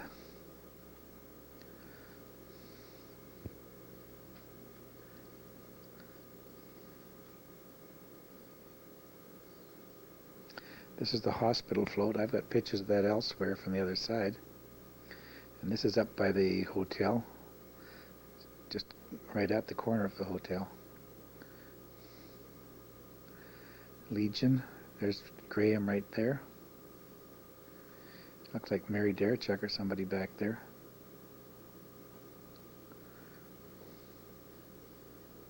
There's that Bill fellow, I should know his name. That's up in front of the Catholic Church, out in front of Shannon School. Somebody is running the pipes. Piper, that is. This is a horse race. That's Greg Derechuk there, all dressed up to become part of the horse race. And there's Dana Spence right there. And I don't know who else they had besides those guys. Sherman gave them the most camera time there. They go galloping down the street. There's in front, right on the corner of the main street, heading. There's the liquor store right there.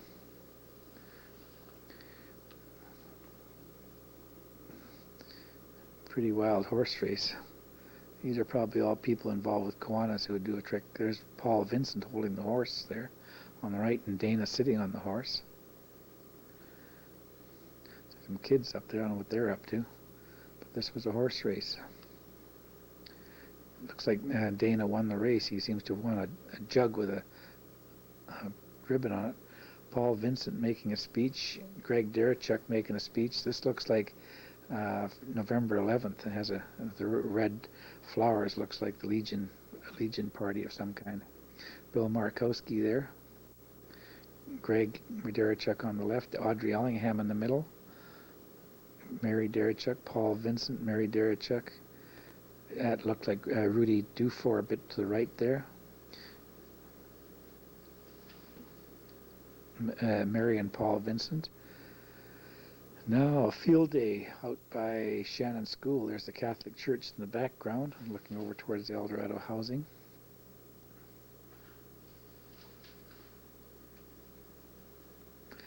Merva Keller, teacher up there, died last year. There's Doris Markowski, and lots of jumping here.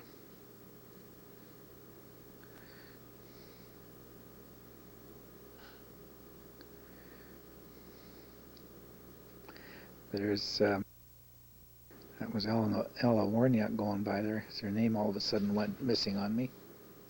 Ella Warniak also is a teacher. Her husband worked in the Eldorado mine. He's a mines inspector in the south now. They both live in Saskatoon. There's Judy Ellingham. There's Whitridges, both of them. Jack and Norma back there were.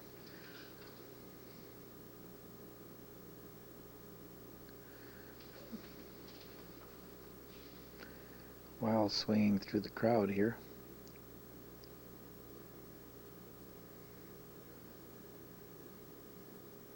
This was there he is there. Prince Philip was up going through Uranium City. He visited the place, and that was him. It's that thing in the background up above on the roof was a gadget to check the Aurora Borealis. It was up there for several years on Shannon School. They were doing federal government survey of the Aurora Borealis. Anyway, there's the prince talking to somebody, and that's talking to the Indian chief and his wife there, I believe. Behind him there was I forget his name, a major federal cabinet minister with a mustache, British type name. And who that is, I don't know, but anyway, he paid a visit, and there was half the town was out in front of there. They had places for them to stand and everything, so the prince doing his walkabout with Paul Vincent behind him.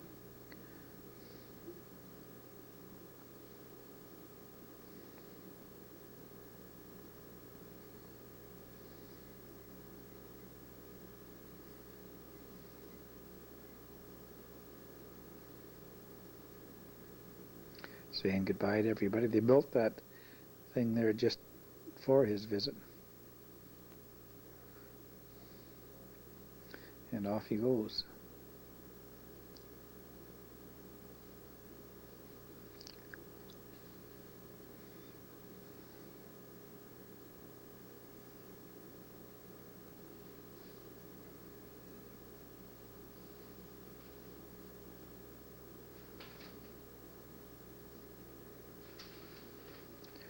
Ford Galaxy, Triangle Esso, the Esso station advertising for something. Parade, like parades. A convertible in Uranium City yet. This is Pat Derechuk there. She was Laredo Queen. The Laredo Neutrons. You see more pictures of Pat coming up. There she is. That's Greg and Mary's daughter. She's living in Prince George, BC now. She's either a grandmother or even could be a great-grandmother, I believe.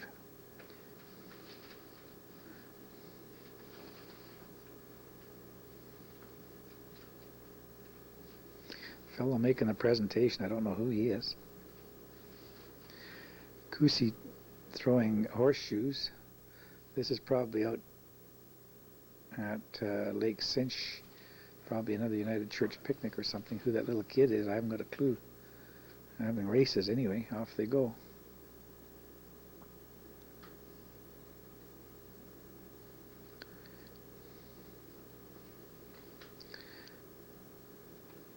This is back another field day over at Shannon School. Yeah, there's the church in the background, Shannon School.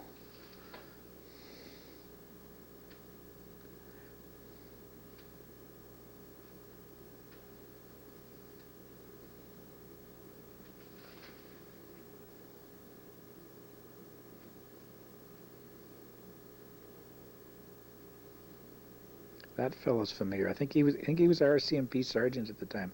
There's Keith Belleville and Jack Whitridge there. And Keith was the town treasurer there for several years, and he went on to Duncan, BC, or someplace out there, I think. Peter Kusi. The girls in the fringe cap hats, I haven't got a clue who they are.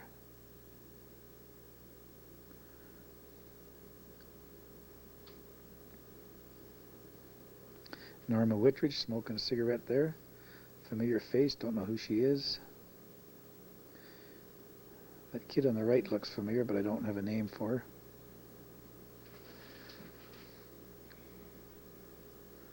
I don't know who this is either.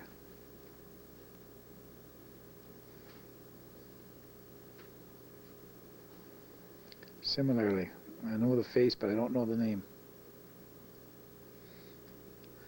This is out in front of the DNR building, people walking by. Kazor Mine. Must be the head frame at Kazor. And these guys are going fishing, and that's Ted Jonason. And if I recall, approximately a mile or 2 miles to the east of that, there's a little stream comes down there, and it's plugged by a beaver house, and these people are up there. They're going to be there. They are there, grayling fishing, very small grayling, but lots of them. I've heard stories of people gone up there and they brought illegally brought back about a barrel full of grayling and pickled them for the winter. But Jonason and these guys are up to having. And what the heck he wants with all that wood? He's going to have one heck of a fire. Anyway, they got a fire going there, and they're fishing for grayling, probably in the spring of the year. They have some spirits to keep themselves warm with there. There's a typical size grayling right there. That looks like one of the Hemmingson boys there. I don't know who this is. That's Ted Jonason.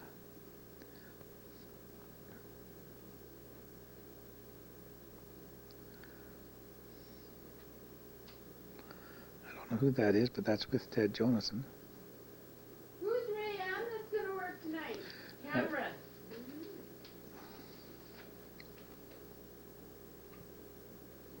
That's Harold Greasley on the left. There's George Keller there with the cigarette, and that's Merva sitting down. They must have been out there too. Maybe it's the same place or not. That's Ella Warniak back there with one of her kids. John Warniak drinking coffee, I hope. This is a seagull out on an island. There's Hazel, and then her youngest brother Jim Perpick was out there. We were fishing off this island in Black Bay, Lake Athabasca. Nice clear water. You see the lake trout down there.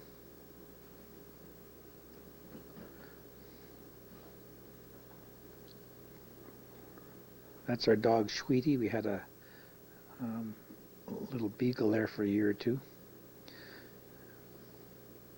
These are kids horsing around out in the backyard. That's one of the Christensen girls, and Sherman's car there on the right. That's her posing beside the car. This is a supper, a picnic out in Flanagan's backyard, the government house furthest to the north there. And that's Jim Perpick and our dog Sweetie, and that's myself on the right. Glen Sherman with what? I don't know what he's trying to prove. Looks like an awfully small fish or some darn thing. Sardine or I don't know what he's got there. Oh, that looks like his cabin. Yeah, there's Harold Graham. Sherman had a cabin for several years out on Merrimack Bay. Somebody gave him a cabin, a fairly small thing, and they had it out there. That's my 19-foot semi-freighter. Glen's driving there. This here's some dynamite fuse, which we found and lit and threw in the water. And Terry's throwing ballast rocks out of the canoe. I guess he came and picked me up somewhere on the lake. There's Robinson.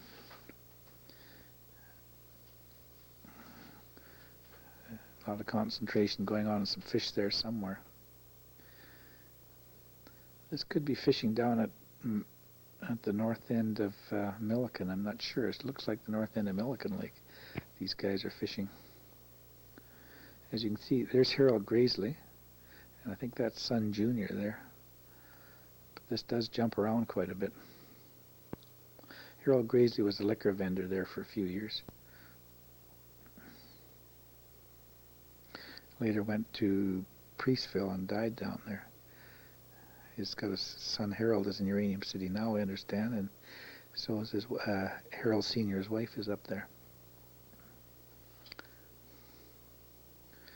Whose dog this is, I don't know. Now this looks like some kind of a Boy Scout camp or something of this sort. All these tents set up, and I don't know the story behind this.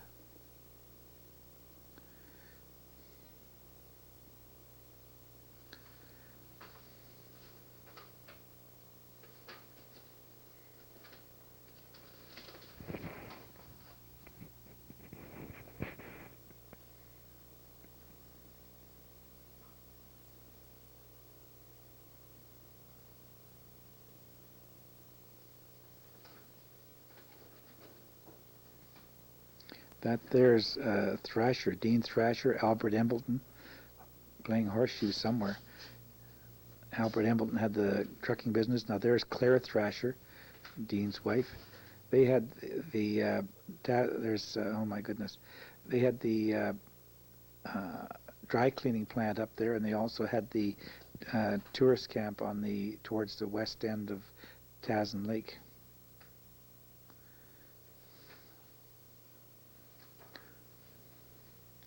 Des Fogg, that goes back. There's the Aitchisons unloading the truck, and that's Aitchison's son there.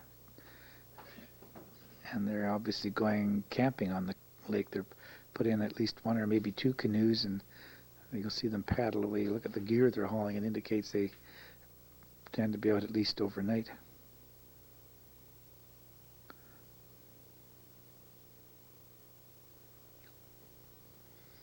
Radio branch, G. Sherman and C. Fenner. That was the sign that was outside. There's Jack Whitridge in the RCMP office on the corner, the DNR building right at the bottom of the street where there's now a government building. The first house we had, Ted Allingham. What's his name again? Oh, Hugh of Hugh's News. Cripple fellow. He ran. Oh boy. Anyway. He ran a newsstand there for a while. The Uranium City Hotel. Looking up the street towards the old Imperial Bank. Don't know who this kid is.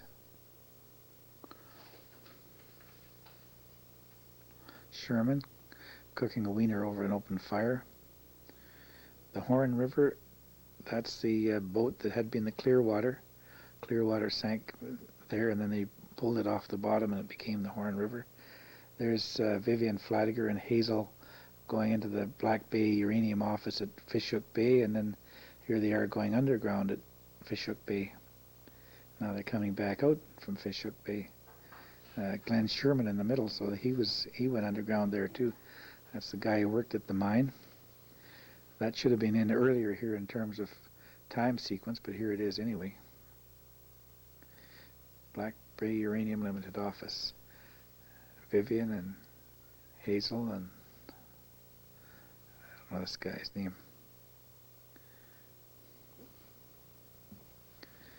This is the Hobo Bonspiel. That's Glenn just getting up, and Bill Markowski on the right there, and Doris Markowski with the hat, and Vivian Fladiger without the hat.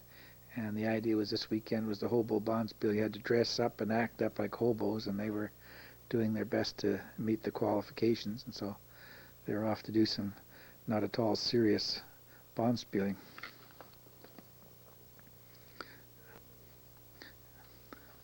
This wasn't anywhere near the rink. This appears to be down on the Lake Athabasca, or maybe even Martin Lake somewhere out on the ice, hamming it up. There's the Vivian Fladiger and Joyce and what's his name there? There's Joyce. Whoops. There's Joyce. This is Markowski's house. Sherman's little Nash Metropolitan sitting there. It was over. Oop, there comes some snow. Bill's throwing snow. This is probably Jeannie here.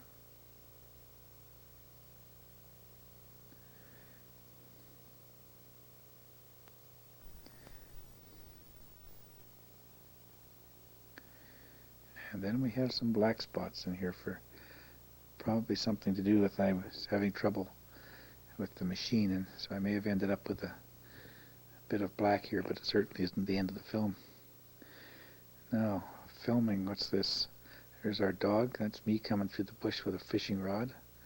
Whose dog is that? That's Mary Derechuk. That was probably their dog. This looks like fishing on Donaldson. Some of the fishing was a bit rough on the edges.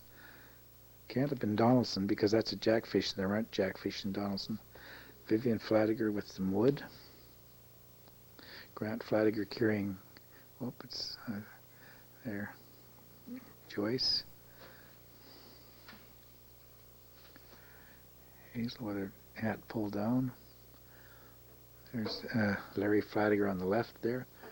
Mary Derechuk.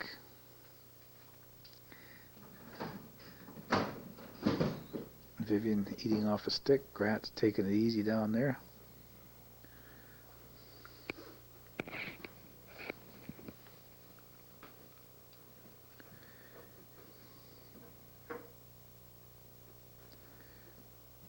That's Joe Downey, who was the town engineer at Uranium City for several years, maybe longer, 5 or so. And that's Vivian doing the sunshine thing and fishing combined.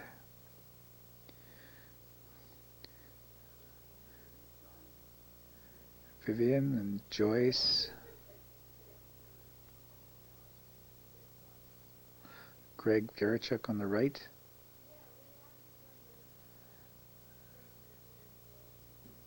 Looks like Vivian on the swing, I'm not sure. Could be Grant on the swing to the right there. This is looking down on Kiwanis Beach from up on the hill. That's Larry Fladiger running the boat. That's Vivian was carrying our son John. Looks, well, that's Joyce, but look at that. Getting into float gear. View of the beach from out on the lake.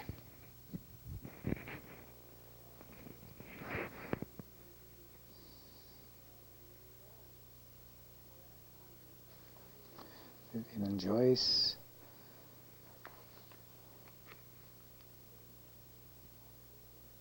Backyard at Flanagan's again, supper time. I don't know why these are spliced this way. There's Chuck there. There's Vivian and Joe Downey sitting on the back door steps of the DNR office.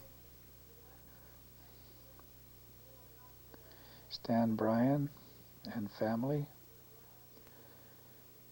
That's Jean Graham there.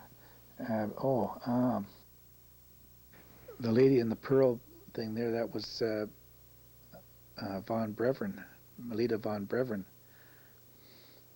He's the wife of the fellow who ran the DNR road camp, Les Beck and Herb Aitchison. That's fooling around with a little toy shrunken head that Glenn had hanging there. Kids and stuff. This is a wading pool that Grant Flanagan built out in the yard there. At least I think it was Grant. Yeah, it must have been. There's Larry right in the middle.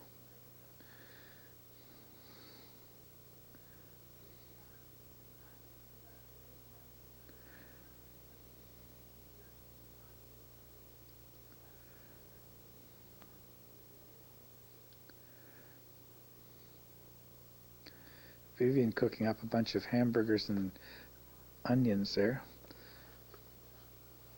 Grant. Son John in his playpen out in the yard.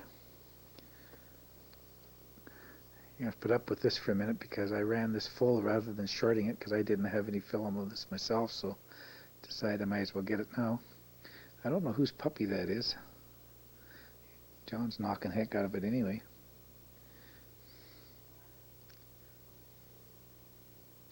This is out in the front yard of the first house we lived in, which is the Fenner house, right beside the DNR office. Yeah, that's right. There it is right there, looking up the street towards the north. John learning to walk. That house later went on to Hawker's Lagoon and became sort of an Indian Métis friendship center.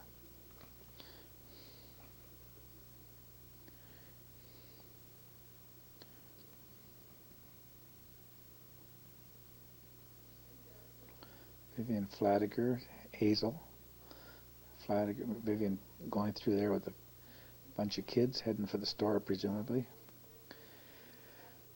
This here is one of the Legion field days. You're going to see about 3 of them, not necessarily in order. This is the 8th one, which was June 1964.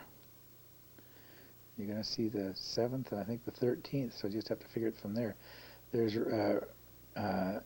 Jeppesen and Roy Epler coming across there. Roy Epler was our CMP constable.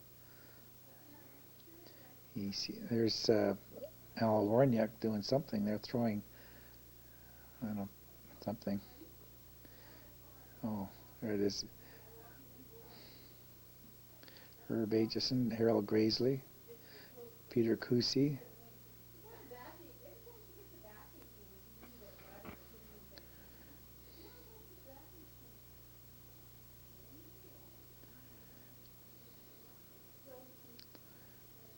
Glenn has no end of these pictures on field days, but I cut them up pretty bad here. There's Joyce Bryan, Herb Aitchison,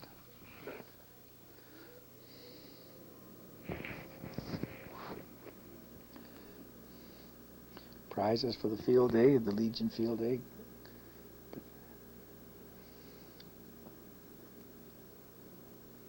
Don't know who these kids are.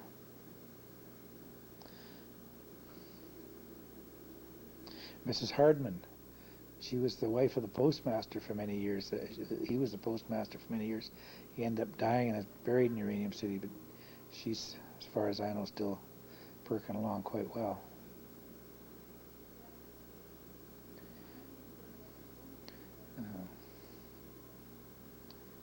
Spence, by the look of it, telling somebody something.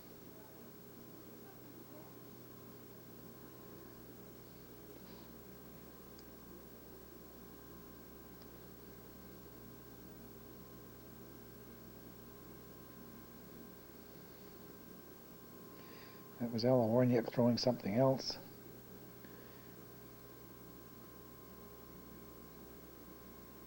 Northland.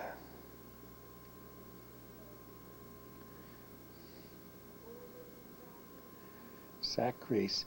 This looks as though we've gone back to Lake Cinch again, doing more stuff out there. Obviously throwing horseshoes. I don't know who it is. That looks like Harold Graisley again with the cigarette.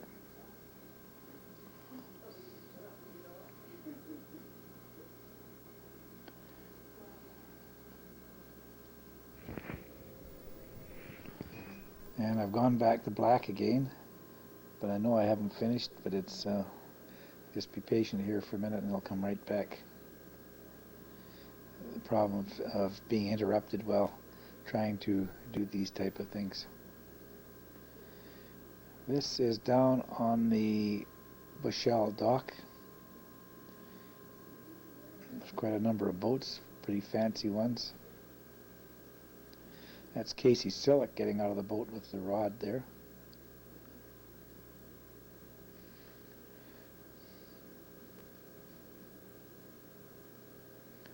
I don't know who had the airboat, but Ron LeBrun was the one that I think of in terms of airboats. So that's quite possibly Ron LeBrun out there with his airboat. This is the RCMP patrol boat at the time. And the time, I'm not sure when that time was. Early 60s, I think. Early to mid 60s. The standard scene of the barges and all the stuff at Bushell.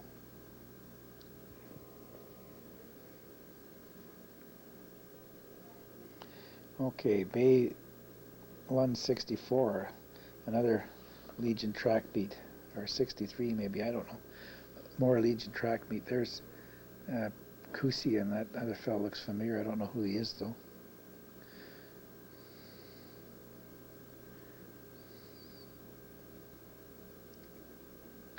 All inside Shannon School anyway.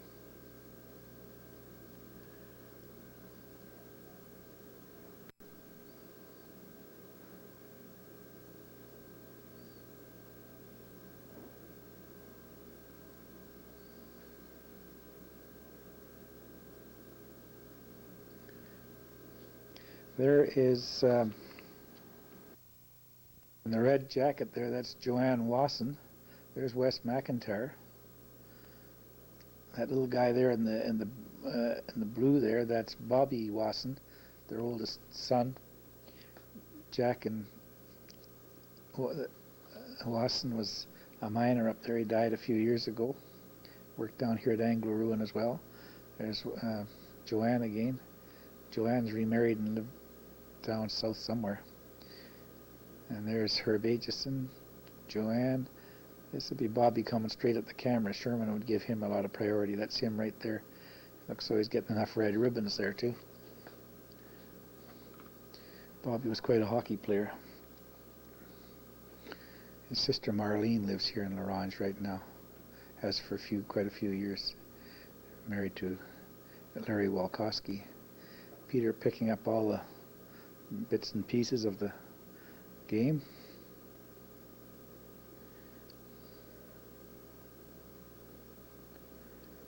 That girl's very familiar.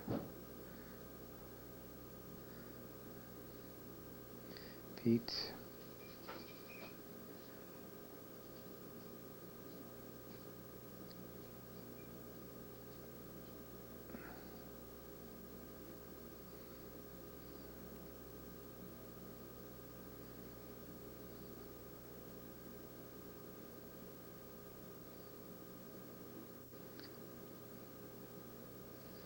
Should know her too.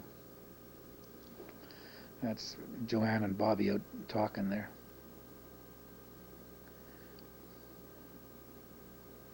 There you are, about at least 4 red ribbons.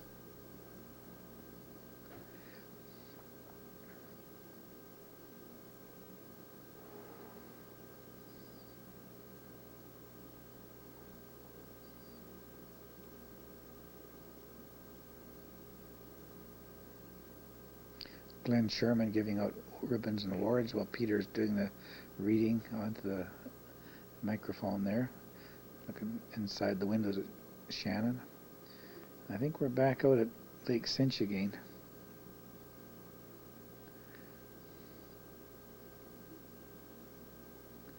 Ed Daw. He worked at El Dorado, was on the town council there for a few years. Quite an active local man.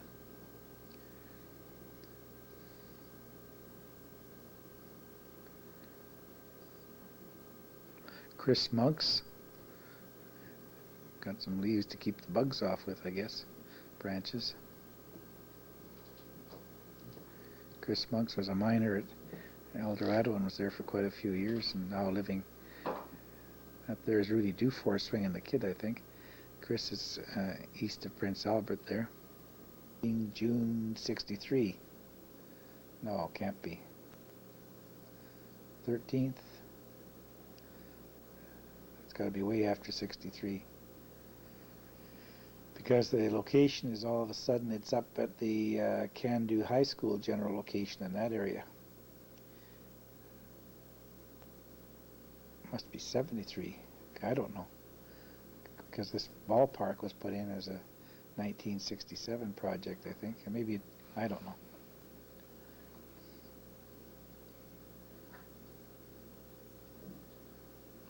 Here's the high school.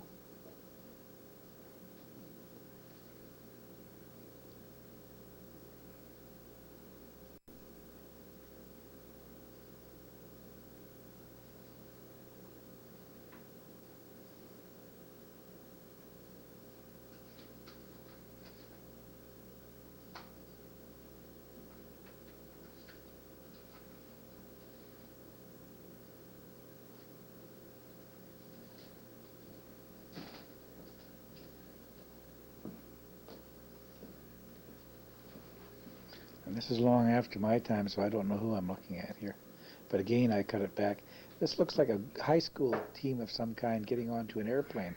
And it's tied in with the field day, so maybe it's following the field day or something.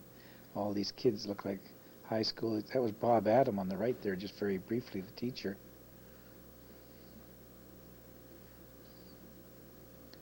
Airplane heading somewhere. Molson's Northwest Territory Fastball Tournament. I have an abbreviated version of that, and Glen has a version that's about 6 times as long.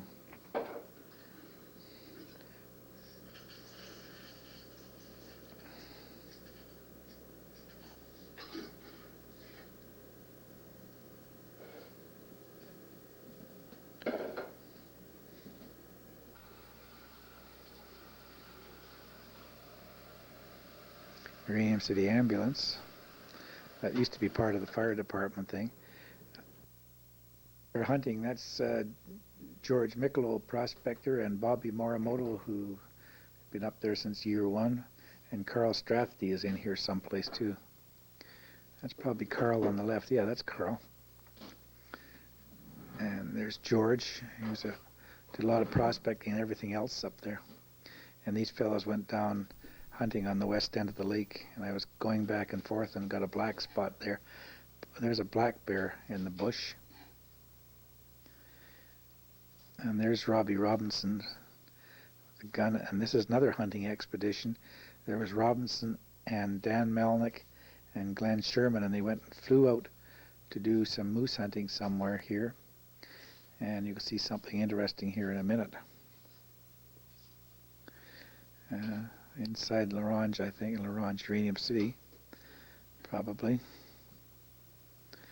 Flying over, there's the big lake, Athabasca. By the look of this, they might be flying west out of Uranium City. Here are the heavy-duty hunters out there.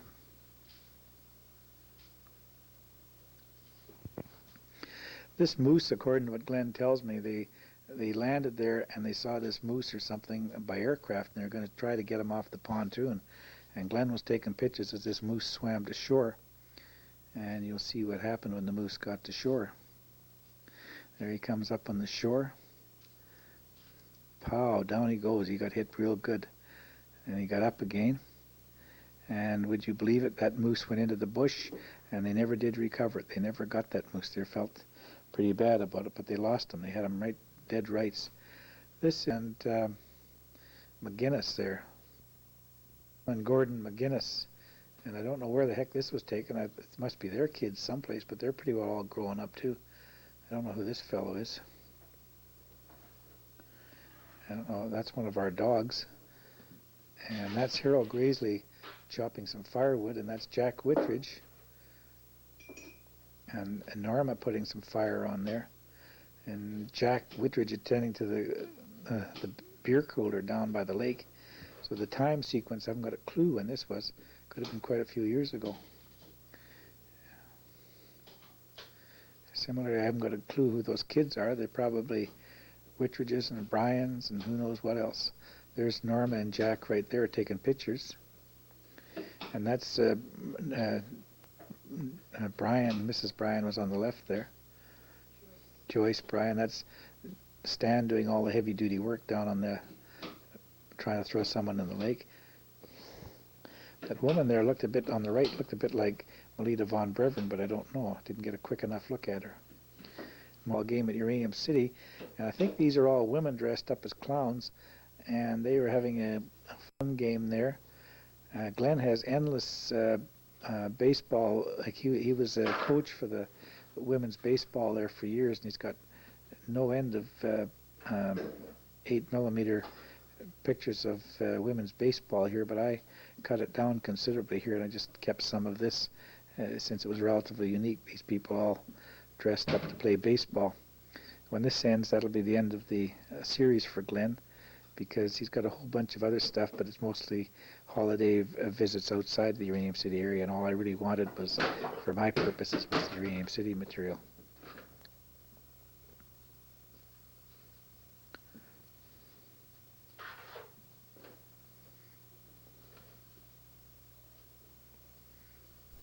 It ran about 2 hours and 8 minutes.